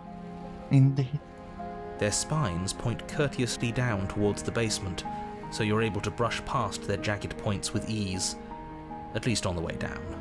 But you don't need to think about the way back up just yet. That's a matter for after the world's been saved. These thorns are an expression of her pain. I know it. She's calling out for help. Her voice, worn down by pain and suspicion, hobbles up the stairs. I can't get away from you, can I? We kill each other and you come back. You let me kill you and you come back. I don't know why you let me do that. I don't know what you want from me.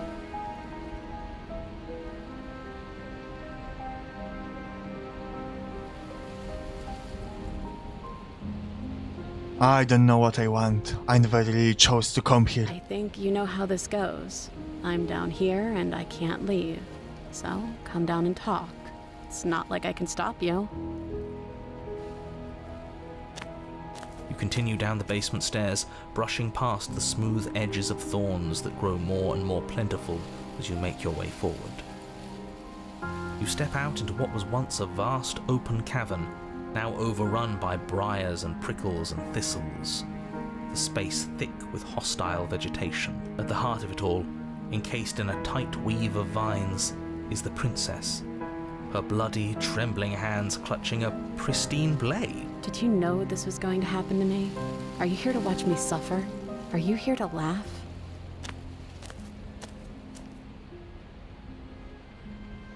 Of course not. When you hug a cactus, it hurts, right? But it's still warm. Because you like the warmth, and it hurts.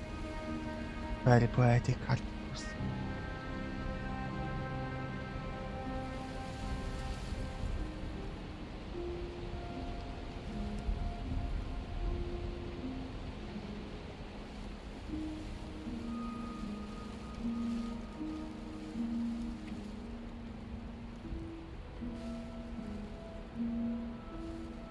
I'm not here to laugh. I'm here to free you, if you'll let me. I want to trust you. Her grip tightens on the blade. But you're hiding something, aren't you? Why would you help me if you weren't helping yourself?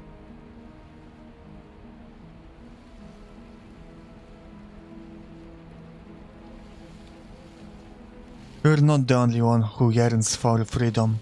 I'm as trapped as you are. I think we need to live together. The princess clutches the blade closer to her chest. That sounds nice. I'm so tired of the bad blood between us. But it's hard to let it go. You've hurt me. Her eyes dart away from yours for a brief moment. And I've also hurt you.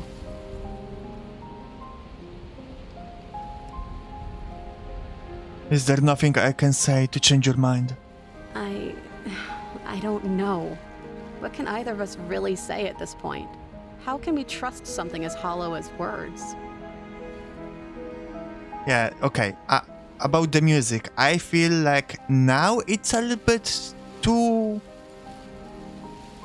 It's on the level with voices, which I don't like. I like the music being a little lower than the voices.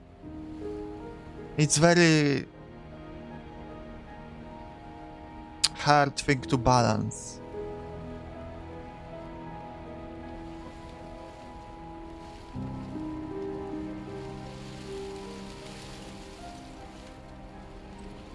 She's right, there's nothing left to say.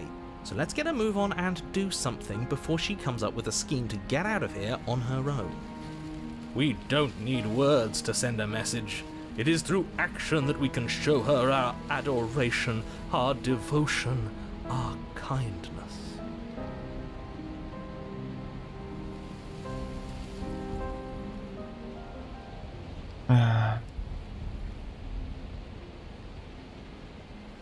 Can I take the blade now? Her eyes briefly meet yours, then dart back to the floor. She hangs her head in resignation. Okay.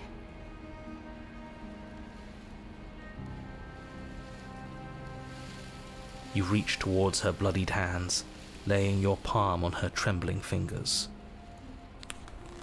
For a moment, she clutches it even tighter, her knuckles going white with the effort. But then the tension fades.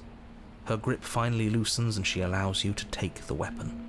You carefully pull it free from the thorns, though they scrape at your skin, leaving red trickles of fresh blood all along your arms. She trusts us. She trusts us. Doesn't that set your heart aflutter? Too early for accuse, Articus. Be patient. Yeah, a little. It could just be nerves. Being this close to her does bring back unpleasant memories, but I don't know, it doesn't feel bad. It feels good. Like we're special to her. We are special to have gained an ounce of trust from a maiden so guarded. Now all that remains is to free her from her bindings.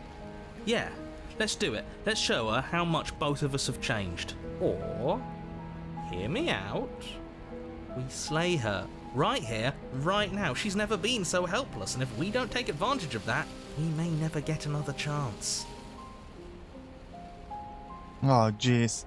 That sounds like a splendid idea. You should listen to him. I see that the lines have been drawn. It's 2 against 1. It's 2 against 2. You don't count. Yeah, he doesn't count. And why shouldn't he count? Because he's clearly not one of us. That doesn't matter. He's been with us the whole time. He should get a say. So, did you mean it? Or was I a fool to hand my life to you? I mean, that I would feel awful saying her here. Opportunistic is opportunistic. He's always going to go in another direction.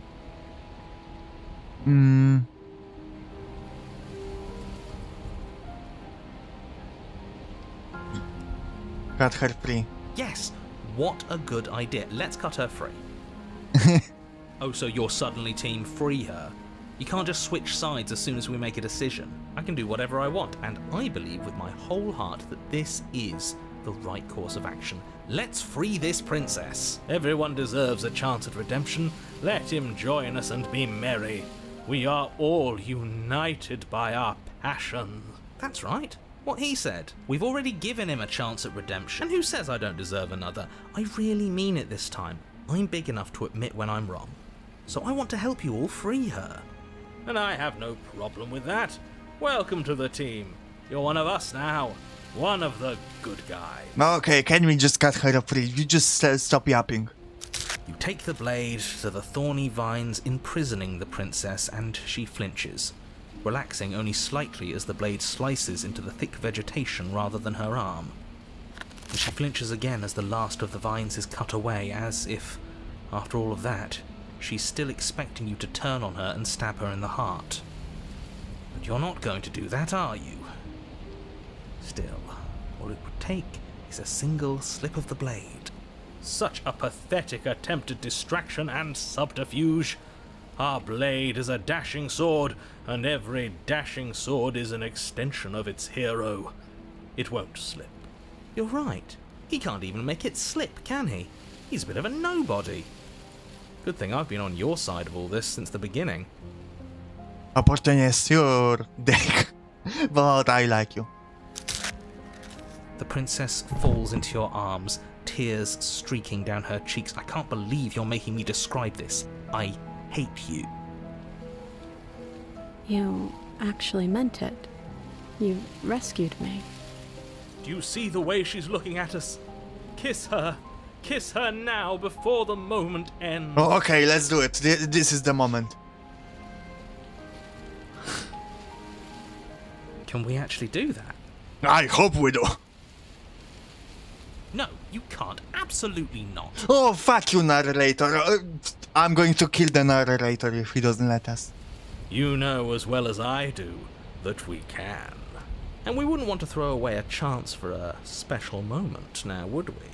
If I were only capable of throwing myself off a bridge.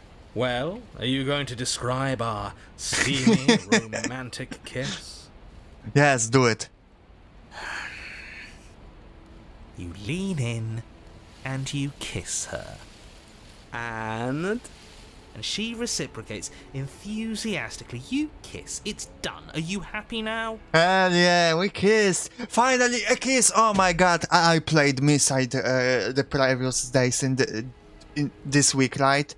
And I was waiting for a kiss the whole game, and all we got was a measly hug. Finally, a kiss I've been yearning for all week. Come on now, this is the big moment. You can do better than that. Ugh, fine. You and the princess lock eyes and stare deep into each other's souls with all the roaring emotion that comes from letting what once was hatred turn into pure, unbridled passion. Are you making fun of us? And then each of you close your eyes and kiss. Words can describe neither the nuclear fire nor the oceanic depth of your connection. Please. I think he actually likes romance. History itself were not about to end. Historians would document this moment for the rest of time. Musicians would write era-defining ballads, and great artists would expend entire lifetimes trying to merely capture the spark you hold right now. He's making fun of us. It doesn't matter either way because this is good stuff. This is indeed good stuff. I'm aware of my skills. But unfortunately for you, the moment doesn't last forever. You open your eyes, the princess smiles gently up at you. Time for you to damn the whole world to oblivion, I suppose. That was nice. Her hand slips into yours, and the two of you rush to the basement stairs. Shameful, really, that the same thorns that so graciously allowed you downstairs are now blocking your only way out. Please, after all the trials we've been through, do you really think a few measly thorns can stop us? Love is an even more powerful weapon than our blade. We cut through those other vines just fine, they're only thorns. I'm not afraid of getting a few scrapes. I'm not even sure we need to do any cutting, we can just move them out of the way. What a pathetic showing, really. A few pointy sticks can't keep us down here. We're both meant for so much more than this. Hell yeah. Step into the thorns. We don't have to even cut them, they won't hurt us. As you step into the thorns covering the basement stairs, they yield.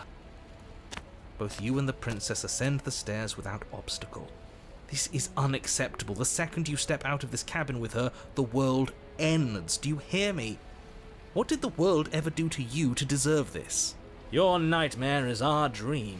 Whatever world would condemn star-crossed lovers like us to a cycle of violence and despair isn't a world worth saving. We'll weave something new together.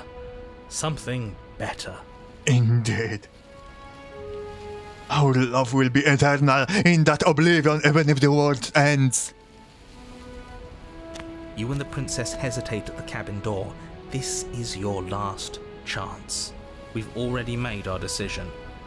We're finally leaving here together, aren't we? And all we had to do was trust each other. It wasn't easy, but I'm glad we finally could.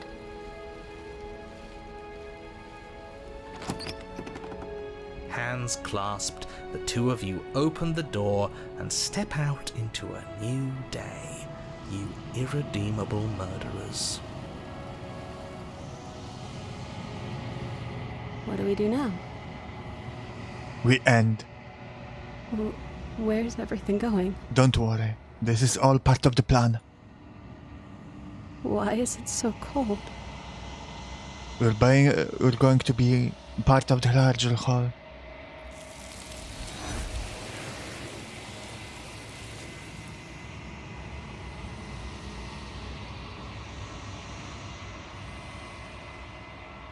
She's gone. Where does she go? Should we... Oh, there's that mirror.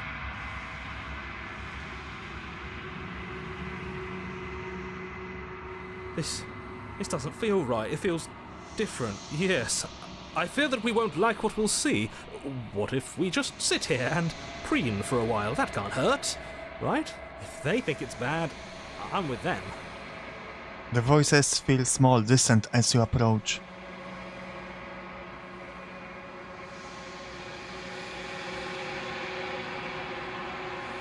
You've unraveled.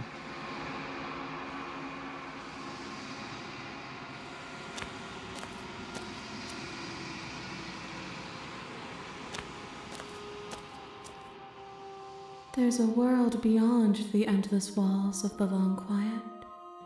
I am curious to see what it means for us to know it.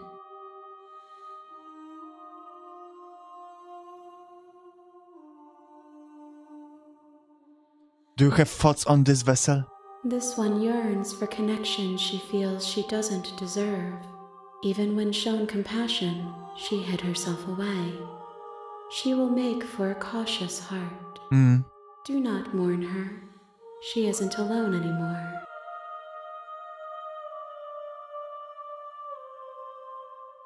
It doesn't matter if there are. People are too small for us.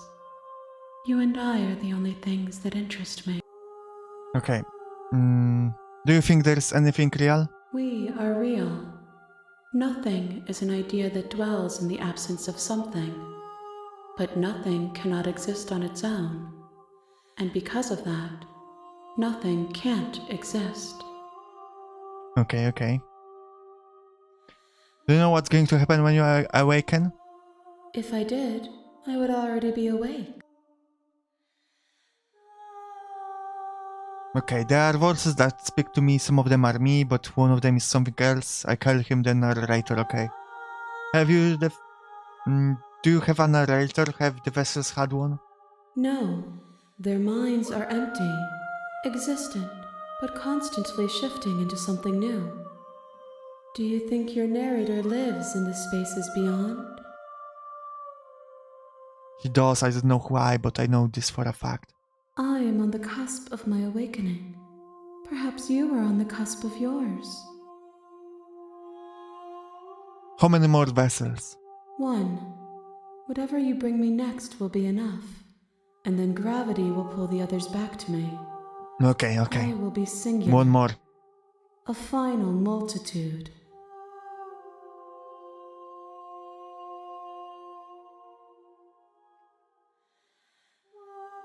I'm ready to go back. The next time I see you, each of us will finally know what we are.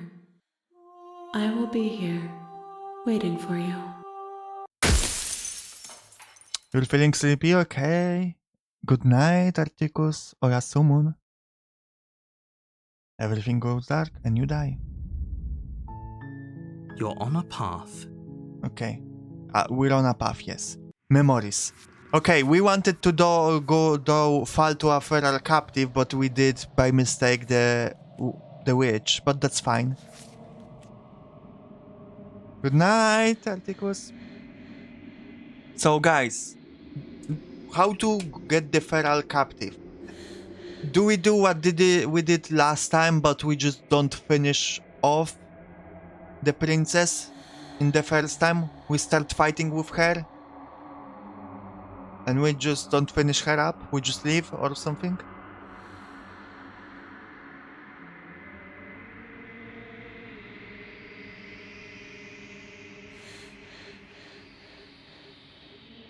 Okay, I give up. Okay. Give me a moment. I'm going to go grab some water.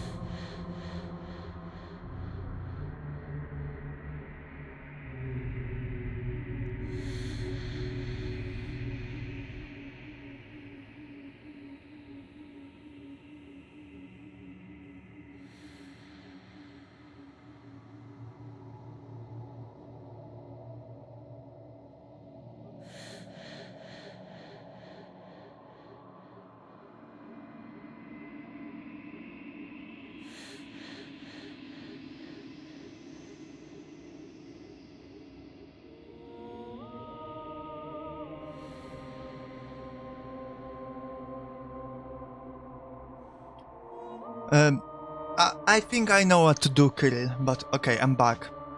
No blade? Everyone, I mean no blade at the beginning and then we fight, but this time I just back off when I have the opportunity. Okay, let's go. You're here to... You make your warn. She will... We're not going to ignore... The interior... No blade.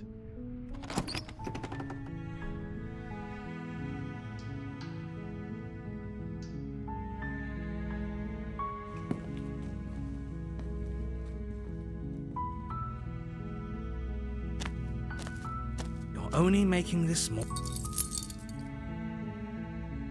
Then I go upstairs to get the blade? I don't think I have to do that, Sergin. Because the blade will appear here anyway. I just have to do what I did the last time, but just back off from what I understand.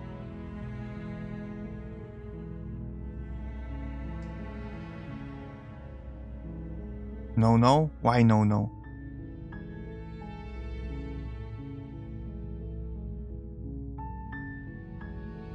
I'm getting too I mean, I'm sure your way works as well, but I'm going to try my way because I'm curious anyway. Maybe there's some way to break the chains? If we were stuck down here long enough, we were tempted to...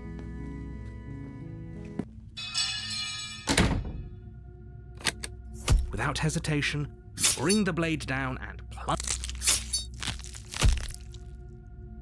Though your nerves are seizing with... Okay, give up. This time we don't even have the option to finish her up.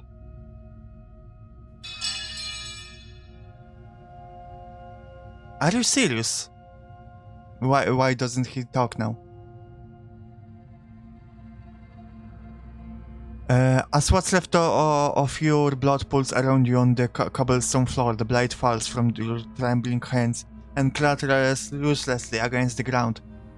I suppose you simply lack the will to finish the job. The princess, wounded but still alive, nervously jumps at the blade and kicks it far away from you before retreating into a dark corner of the room. Her shining eyes watch you from the darkness, unblinking and curious as you bleed out. We can only hope the wounds you managed to inflict will be enough to at least delay her escape from this place. If we're very lucky, they'll kill her before she can reach the outside world. After all this time alone, I thought I'd finally found a friend, but you were just another monster, weren't you? This is the end, isn't it? Before you can answer, everything goes dark. Okay, the beast. You're on a path in the woods, and at the end of that path is a cabin. You're here to... What voice did we get?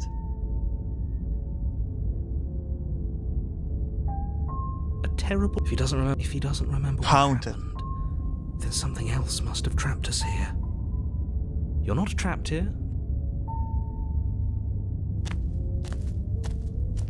Oh, she will... There's a cat. She could have gotten... That's a very... maybe. Okay.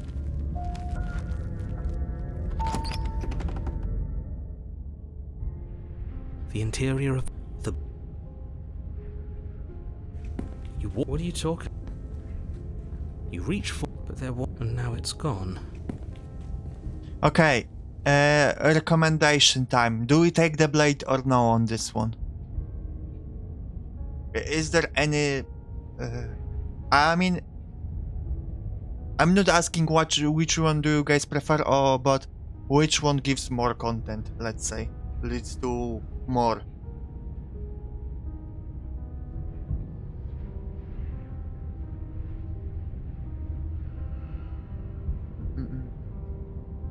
If there's any...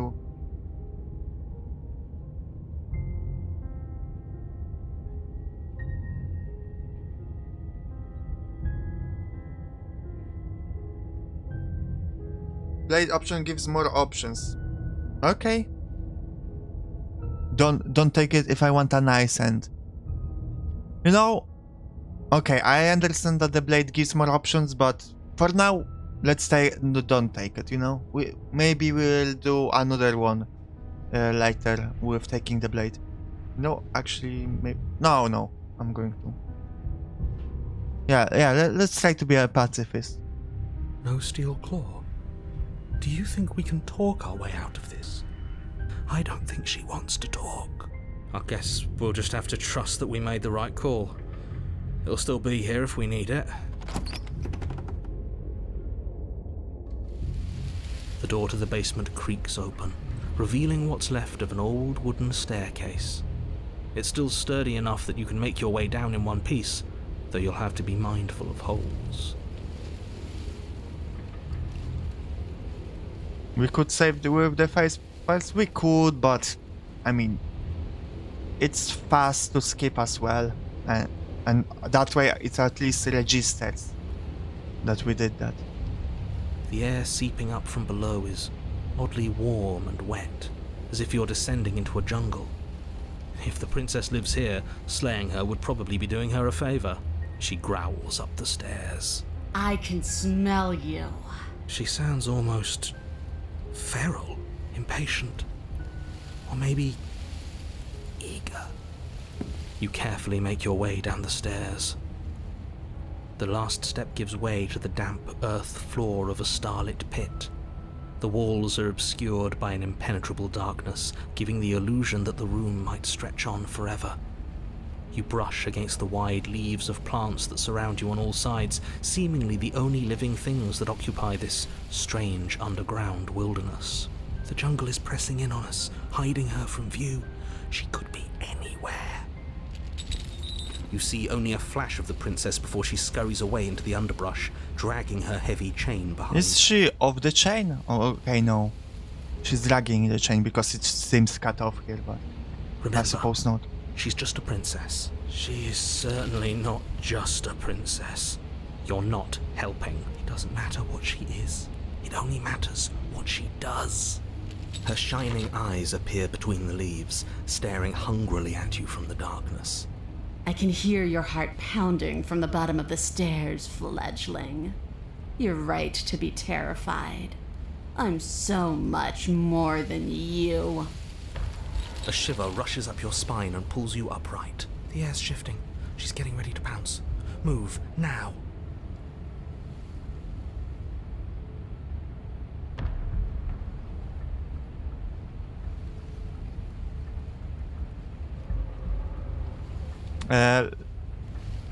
Don't you hear their clinking? She's in chains again. We're fine.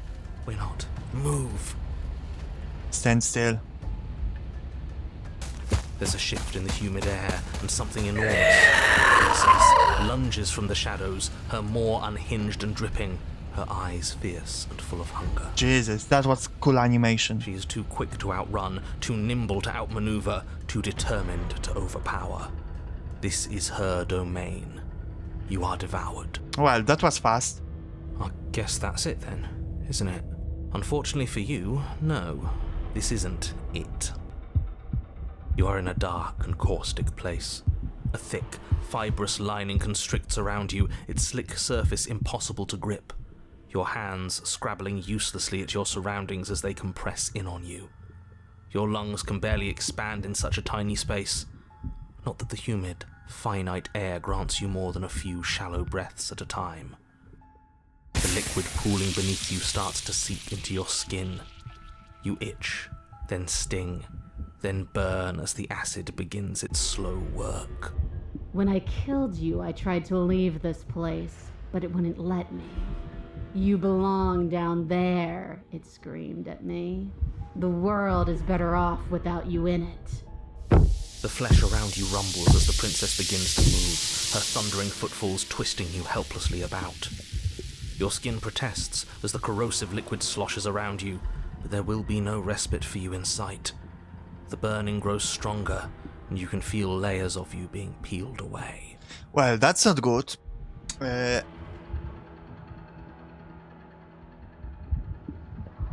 And, well, I don't want to kill her.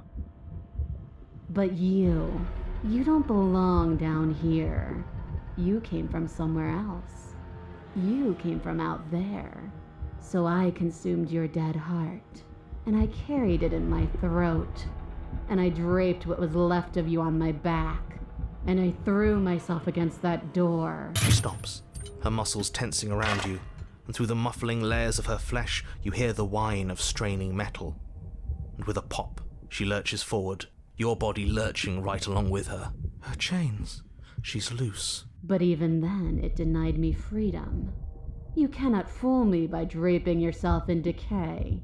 I know your true nature, and it is suffering. Gravity pulls at you as you're hefted upwards, the distant creaking of ancient wooden steps barely audible over the thudding of the princess's heart. And then it was gone, and I was here. A new enclosure, a nicer cage, but still a prison. I learned from my wounds. You're alive now. We can leave together. Does that work? Could she free herself if we're alive in here? Do you really need me to give you a definitive answer for you to understand that the situation is grim? Stop her. Do something. We don't have steel, but we have tooth and claw. Tear through her before we are her.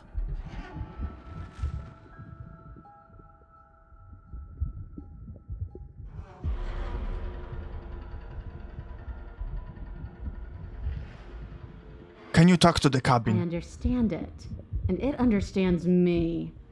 Talking is for those who don't know how to listen. So cabin is also a character? Your body is violently jostled, the disruption causing burning skin to slop from raw muscle, and you hear what you can only assume is the princess pulling against the door to the cabin. The cage is still locked.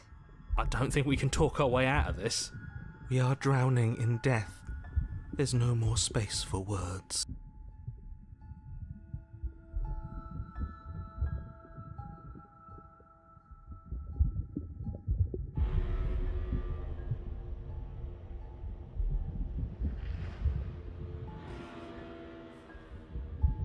Just because I know. You need me to want to free you, don't you? You can't force me to let you out of here. Every creature craves freedom. You will too before you die. The pulling has turned to banging as the princess desperately throws everything at the cabin door. Your flesh screams as your reddened, spongy body is hit with fresh waves of blistering acid. Ah! You can't hold me forever. It hurts. You can leave, just let me go. Oh, can I? The click of what you presume to be a door ripples through the layers of suffocating flesh. That wasn't so hard. You feel her take another massive step, and then another, and then... It's gone quiet, hasn't it? You can feel a churning in the forms around you, and then a wet tunneling before you are ejected to a place that is nowhere at all. I guess I don't need you to be a part of me. How lucky for you. You look weird.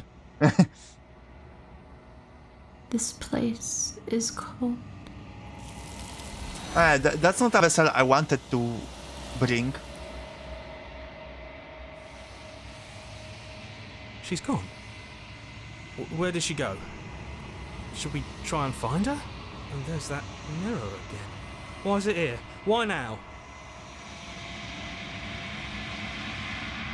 But alright, we are here.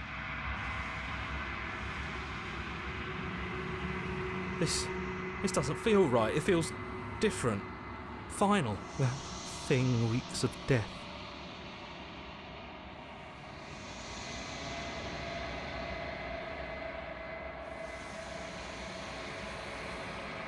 You are nothing at all. And we have the crow.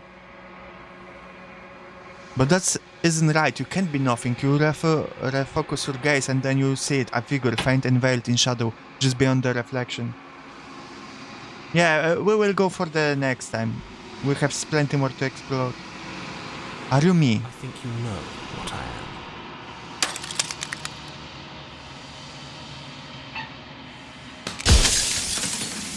am. Okay.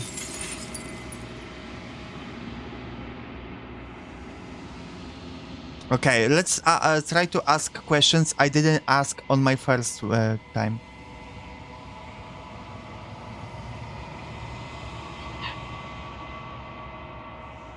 You're the one who wanted me to slay the princess. Why? Because among other things, she is death itself.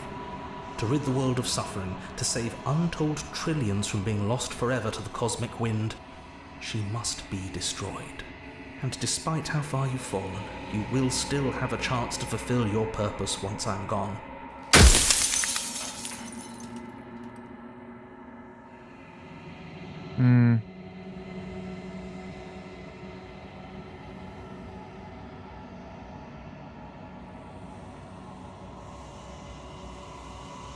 I don't remember actually what I was asked. I wasn't supposed to see all of this, was I? You were either going to have seen all this, or you weren't going to have seen all this. This is worse, but you still have an opportunity to save the world. You can still slay her.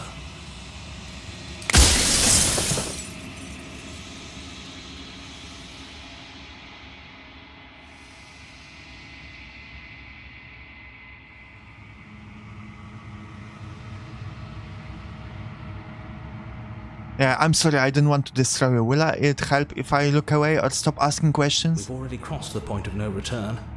There's no saving me now. Not that there's ever been much of me to save. Okay.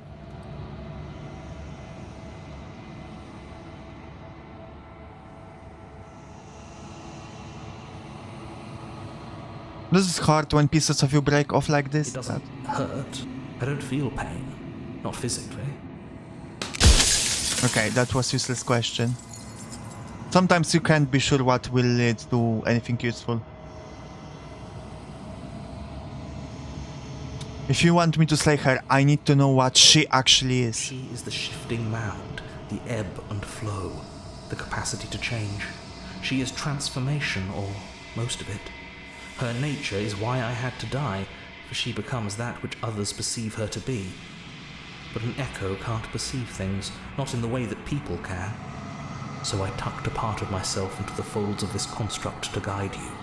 Seems that every me you met did a real shit job of it, though. Well, those are you. If you want me to describe the concept of transformation, how is that existence any better than death, or even different from death at all? Honestly, it feels worse. When I broke the cycle, I made sure that the tear was rough. You carry a part of what should be her, and she carries a part of what should be you. Things won't be as they are now, but they won't be nothing either. Yeah, guys, that didn't... When I put it before, we had discussion with chat about this decision. What it means, what was our decision, and argumentation about that. So my thinking is that the narrator is a fool that doesn't actually know what he's doing. He thinks he's like speculating on how it will work, but he doesn't really know. So it just seems foolish to try, because he will fuck up the world, basically, in my opinion. Either it will be stagnant world where people are unhappy. It will be different, but I don't think people will be more or happy. I feel they will either don't have a free will, or they won't be able to change the way they want to. Basically, it's just too risky because there's too many unknowns, so I don't really think this plan is good. Despite that I think death is good, but I just think the narrator is foolish. And he just don't want to die. Can we blame him for it? No, but the way he doesn't want to die is that he also wants to deny death everything else and even change. He says that, you know, there will be just enough of change, so a little change, things can change a little, but he doesn't know how much, and we don't know if it will work. That's just his guess, basically, from what I understand. He's a archetype of a mage that fucked with the fabric of reality too much, in my opinion. So I wonder, Sergin, Dale, what do you think of it all? It is human, but I'm just saying that I don't agree with him. I think he would fuck up if I would listen to him. Besides, anything is better than oblivion. In the end, nobody wants to leave. No, that's also true. Plenty of people don't want to live eternally. So he kind of self-projects on all of humanity or every living thing in the world. That, oh no, obviously no one wants to die because I don't want to die, but that's not true. Do you have anything to say for yourself, for all of this hubris? I do. People out there are real. No matter what you do to them, no matter what you enable, I want you to remember that. That's not much.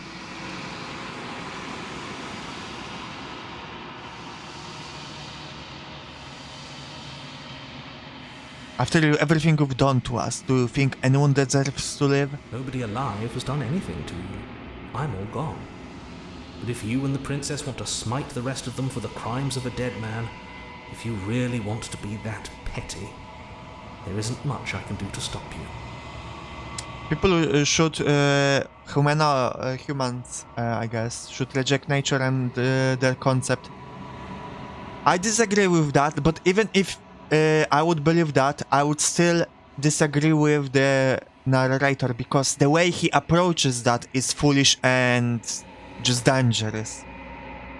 Even if I'm for the concept of regenerating nature and going beyond that, the way he goes about that is too risky and could fuck us up more than helps.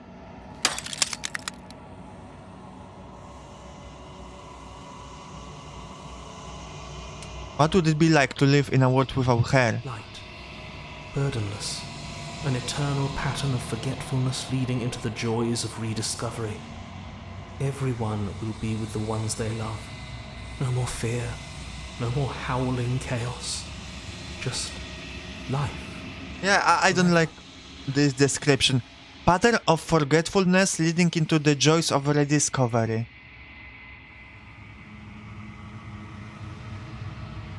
Like, that doesn't sound good. It's basically dementia. Maybe that's the only way to rebel. Maybe, but we don't know that, and he doesn't know that as well. Like, I think there could be plenty more options. There's a cruel irony to it all. The only way I could share my dream with the world was to never be able to see it for myself.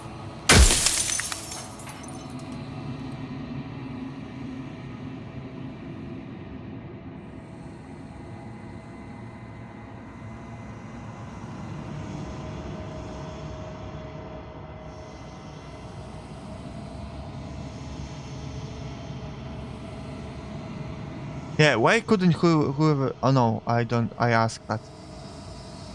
If she's capable of becoming whatever people believe her to be, can't I just will her into something small?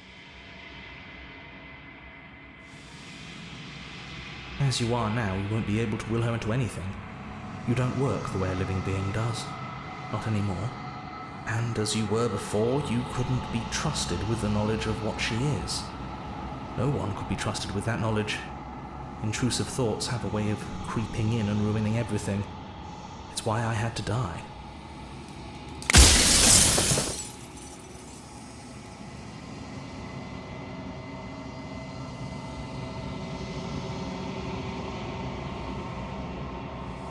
I think you're out of time. So I am. And so it was always going to be. I'm just an echo. And every echo fades away. You know what you have to do. Okay.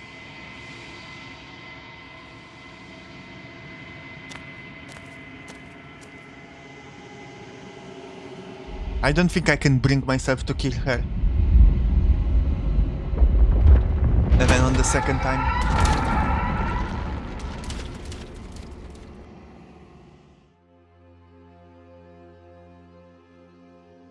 I can finally see you, and you can finally see me. It's been so long, and my heart has ached for this moment. I've missed you dearly.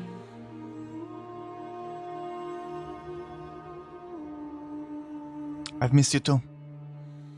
She unfolds an endless cascade of smiles in response and then patiently waits for you to continue. Do you know about the echo? Did you hear our conversation? Every word you spoke found its way to me. I know him. He was deluded by his fear of death. Pay him no mind. Now music is again too loud.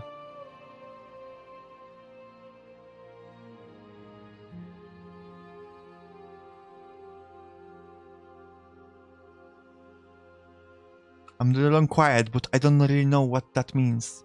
Names are their attempts to capture that which cannot be captured.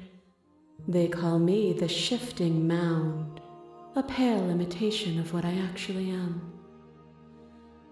What happens now? Ever the passive player, always reacting and never acting. But when the echoes spun us from one into two, he gave you a choice and me a role to play. I am not death, but I contain it in my multitudes. So, will you attempt to destroy me and bring about a world devoid of death and the possibility of meaning?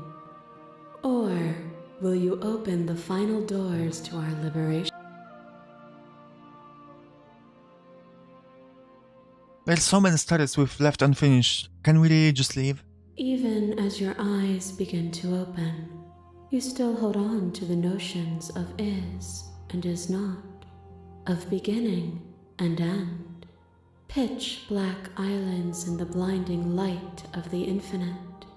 There is nothing to resolve, nothing restraining us but us. Is to not feel death also originated in nature? Yes, but I don't think she's contempting that, fear of death. I don't think she's saying that people shouldn't fear of death. She's just saying that we should not pay him mind because he feared death. He's human, so that's natural, but it's not natural for us. That's what my take is, at least.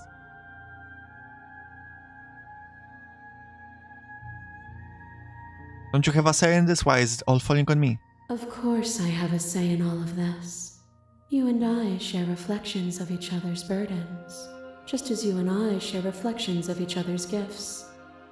If we didn't, the winding paths that brought us here wouldn't have been full of strife and conflict. Let's talk this through. I still have so many questions and I need answers before I make a choice. My very nature is paradox, as is yours. You cannot use words to grasp at things that are beyond their reach, and you cannot rationalize that which defies logic. But violence and passion are dances that both of us know well. If this is what it takes to enlighten you, then so be it. I never really... You are divine. Pray for something bigger than you that stalks and slinks in shadows. Within, you are tightly bound and choke on heavy air as acid burns its way into your pores. A nest of things devouring within things devouring. I will say I never understood this section. What are we debating exactly? I don't know what the game is trying to do here by making us talk to others. Other version of the princess. I don't really understand what's the debate. What's the topic of the debate? But even when dissolved, you gifted me a life. Perhaps it was fear that drove you. Perhaps it was compassion. But the outcome of an act matters more than its intentions. There's a natural order to the cycle of things sustaining things. A world without sustenance is a world without relationships, and it is our relationships that give us form and substance.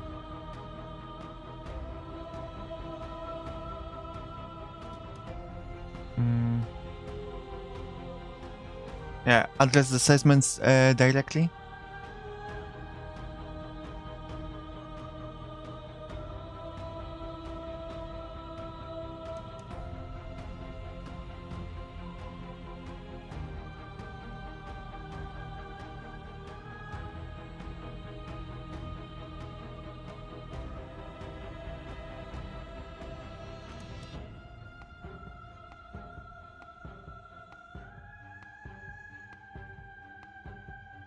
I guess you're right. Without desire, we have no need for relationship. We would all be alone. And it is through those desires that each of us found the other.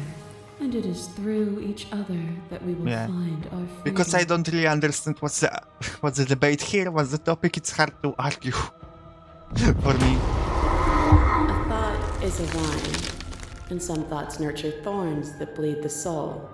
And endless growth that blots your vision and strangles your trust.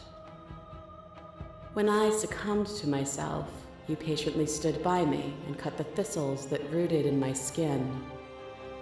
Your compassion is what freed us both, but compassion is a thing that must be nurtured, and you cannot nurture that which cannot change.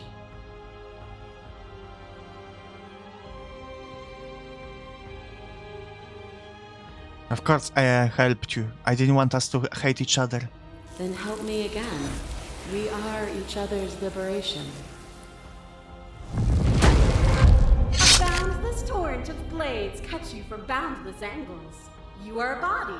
You are gory ribbons. You are a body again. And you feel all of it. On and on it goes until your bodies are not your thoughts or not you. Alive, dead, alive, dead, alive, dead, then alive and dead and alive and dead all at once. You learn to put yourself away, and in your stillness you rose above me. You died countless steely deaths, and you lived countless short lives, and yet it is all so far behind you. I pushed you to a greatness you never would have reached without me.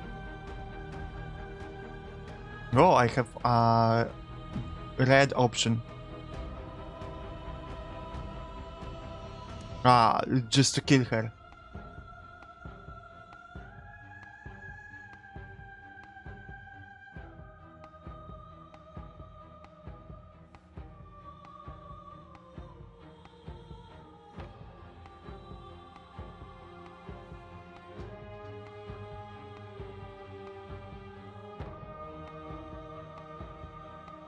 Debates mostly her discussing why you should free her and why she and what she embodies is needed for the universe. Yeah, that's kinda what I got, but just the argumentation is confusing, I guess. Like, I don't really understand her angle, the wording of it. I'm maybe just too stupid.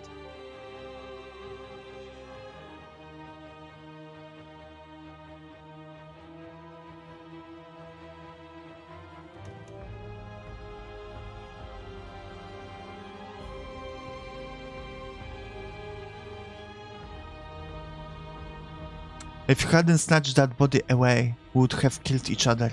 We're self-destructive. Were we self-destructive, or did the beauty of our dance reach beyond the shadow of death? It was lethality that made us what we were. Yes. There are few things more terrifying than one's own heart. And there is almost nothing more terrifying than sharing it with another. What? How did we got this one? We didn't have this one. Oh no, we have this one on this run. We started this run a few weeks ago, right? But the most terrifying thing of all is to leave one's heart unshared. You are the only thing like me, and I am the only thing like you. Could you bear the weight of an eternity alone? Do you dare to shape a reality of solitude and thrust it on creation?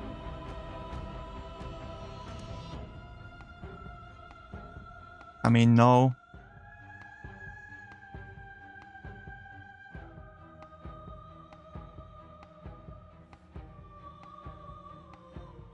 What did she say?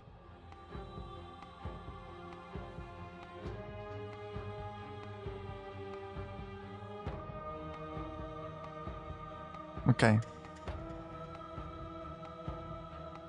There are few things more terrifying than one's own heart, and there is almost nothing more terrifying than sharing it with another. But the most terrifying thing of all is to leave one's heart unshared. You are the only thing like me, and I'm the only thing like you. Could you bear the weight of an eternity? Do you dare to shape a reality of solitude and trust it its own creation? Could you bear the weight of an eternity alone? Do you dare to shape a reality of solitude and trust it into creation? Okay. I had to read this again. Red text was the new addition in the Pressing Arts. You get them by slaying defeating various vessels rather than helping them. And leads to a new ending where you can kill her.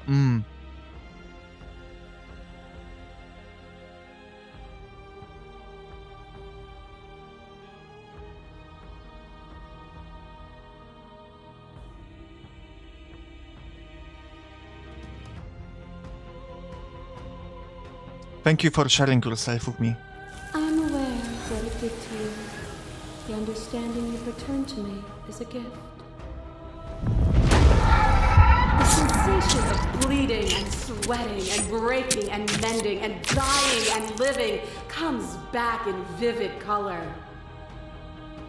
You feel the shame of 100 deaths and the pride of 100 conquests. All of the peaks and valleys weaving themselves into a single tapestry, free of beginning and free of end.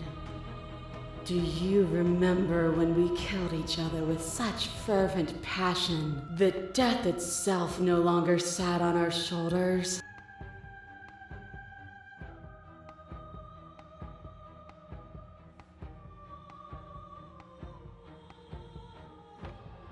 It was unnecessary. We could have worked together to build something better. But for us, that was better. I don't know about that. For me, there was no better end. I lost myself in an artistry so profound that it lifted both of us know- into something greater. Eternal battle is all good, but you know, what about eternal steamy sex? We could have had that worth an ending like that. Is there an ending like that? I hope there is. There should be. As the clash between you abates, you begin to shake, will rapidly dissolving. Nothing is immutable. Everything that is exists only in relation to everything it isn't. There is no constant. There is no center. Open your eyes and accept what we are. We can leave this prison together.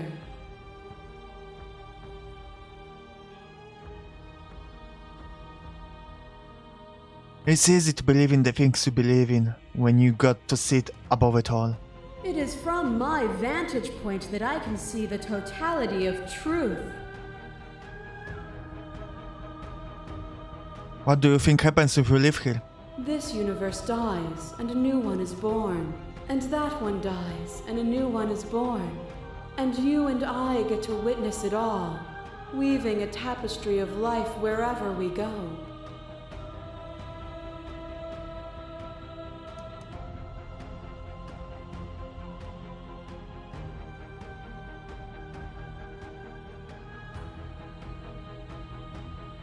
There's a lot of Slay the Princess options.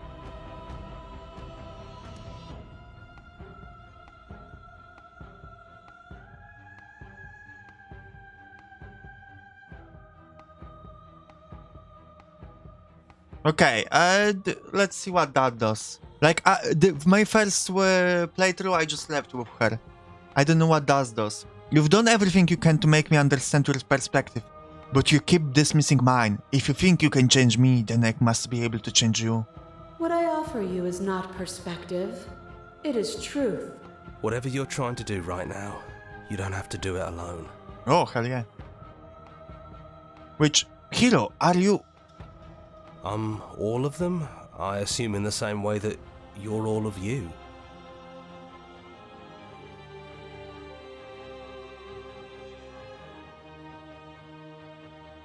I thought the voices weren't allowed here. Apparently that's not true, but we can worry about it later. Who is the hero? She's too many things all at once out here. If you want to get through to her, you need some way to get through all of that divine confidence. There's still a piece of me nestled close to where it all began. I can take you there. I can take you to her heart. It's time to resume our dance. She's relentless, isn't she? Let's make this quick. Are you ready? Okay. I'm ready. Then let's go. I don't know what that is, but let's see what's happening. Okay.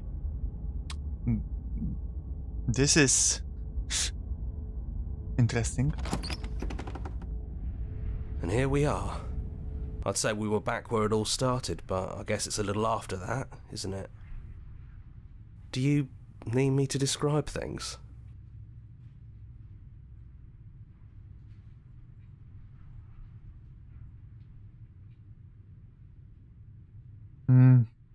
I like that. For old time's sake. Yeah, of course.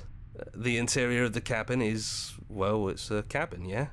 There isn't much here, just a table and a knife and a door. And some windows. There's no mirror, either.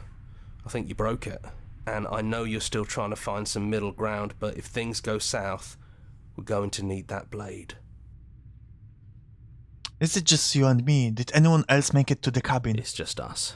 I think the rest of them are still out there, jumbled up in the rest of her. Is the narrator really gone? Yeah, it's dead silent in here. Whatever it was that was left of him, I don't think it could handle you waking up to godhood. Pretty sure he got obliterated.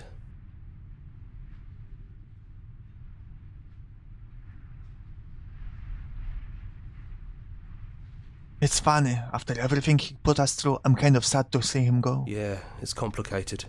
He put us through hell, but he's been part of us since the very beginning, hasn't he? Take the blade. That's probably for the best. It's always seemed to give us more options than not. The stairs. Do you remember the first time we were here? The first time we heard her voice? Have you figured out what you want to do yet, or are you going to keep trying to find a center that doesn't exist? It sounded just like that. A little sharp, a little menacing. Only she didn't know us. And down we go. We shouldn't keep her waiting. Okay, let's go. Let's see what is going to happen now. And there you are, knife in hand. It really brings me back. Have you given up on talking? Have you finally decided to kill me?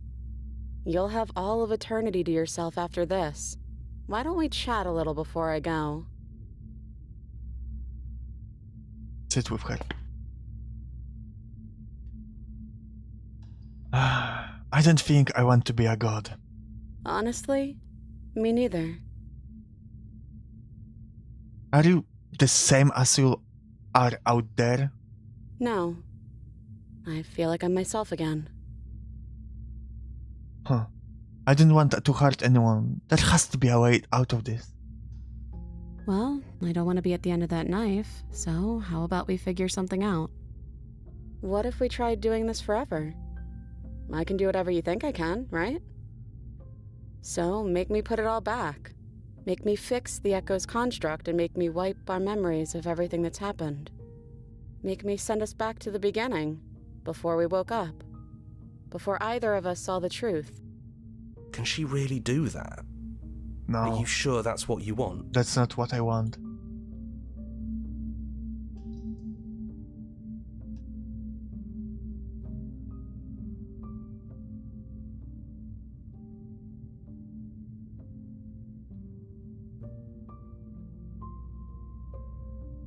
I don't want you to forget you. That's sweet.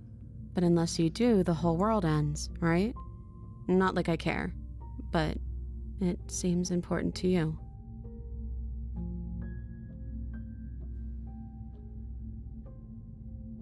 Bye-bye, Kirill.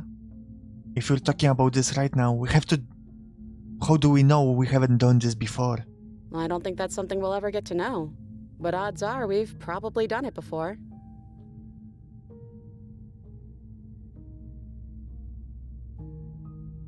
We're going to find ourselves back here eventually. And if we do, nothing is stopping us from making the same choice. We could just keep doing this forever.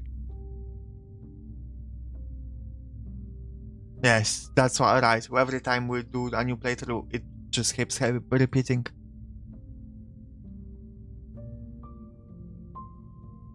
How do you know things won't end worse? What if when I make my way back here, I'm different and I hurt you? What if I kill you? What if I let you bring about the end of everything? Who cares? We've hurt each other plenty and I still like you. And if you're hesitating, then you must still like me, too.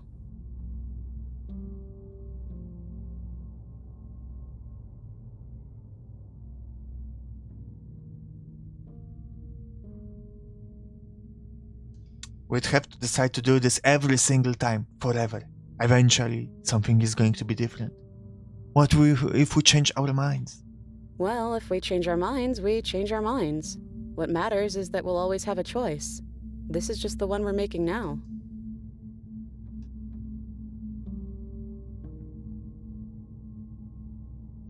Would Loreseeker to do anything to help them, the people out there? If you continue to exist, don't they continue to die and suffer?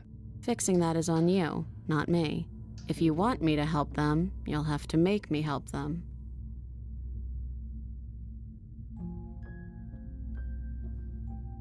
This isn't fair. I want to be here with you. I don't want to be alone again. Neither do I. but we won't be alone for long. I'll be right here, waiting for you. Is there any other way?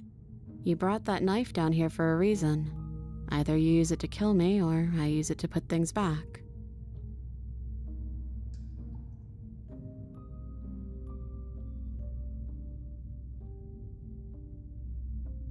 I take it all back. I don't want this. I don't want to kill you. Is it too late to go back to being a goat? Yeah, I think it's too late for that. But maybe next time. Nah. Okay, fuck.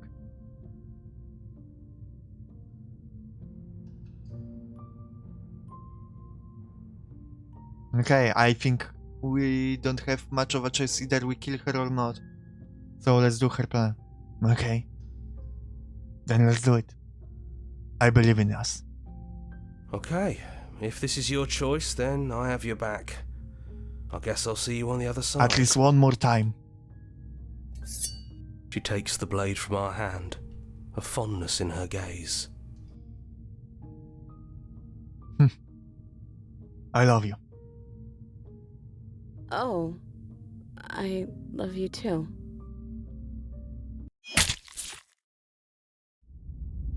Everything goes dark. And you die. You're on a path in the woods, and at the end of that path, you're here to Okay, and we restarted, I guess. Right? Dale? There's nothing new? I just restarted?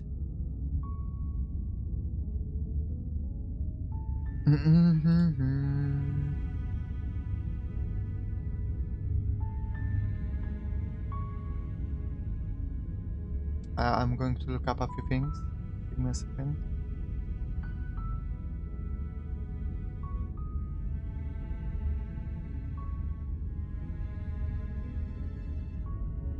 Okay. Can option for credits. Okay. Is there?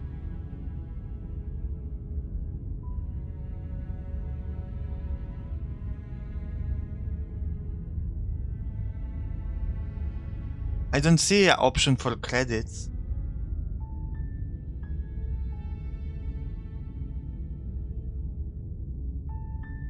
Annie, the end of the world? What are you talking about? Okay.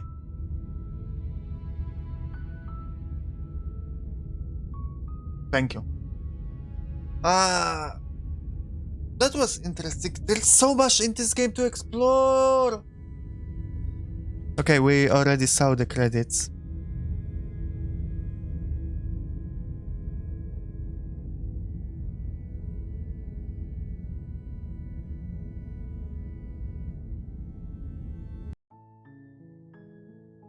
How many more do we have left? Okay, we did the main ones. At least we discovered them. Although I'm not too happy with the beast one. What we saw with the beast. And there are all of those ones as well to see. So I'm debating.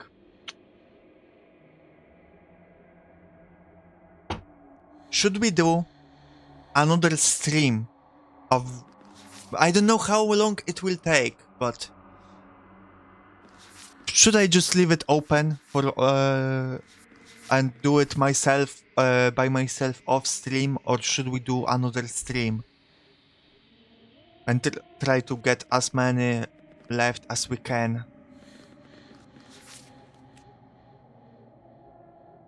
I think I will have to debate on that, because I also feel the audience getting bored with this game a little bit. So that's also a concern of mine. I will play it either way by myself, if not on stream. So there's tons of choices. We won't see everything. I won't do everything on stream, but at least to discover every kind of vessel. We might try one last stream, sometimes next week or week after that, but maybe a longer stream just to cross off the remaining ones, but we'll see. If there's not going to be another Slay the Princess, I'm going to let know in community tab at least and under this stream in the comments. If I feel like I'm done. I will think about it. But for now, I have to thank you guys for coming and hanging out with me. Thank you, Dale, for your input and Sergin as well. We will see each other next week. I'm going to try to put out the schedule as fast as I can. And yeah, bye-bye. I appreciate everyone. Kisses for everyone. No raids today on Twitch, so bye-bye. Oyasumon.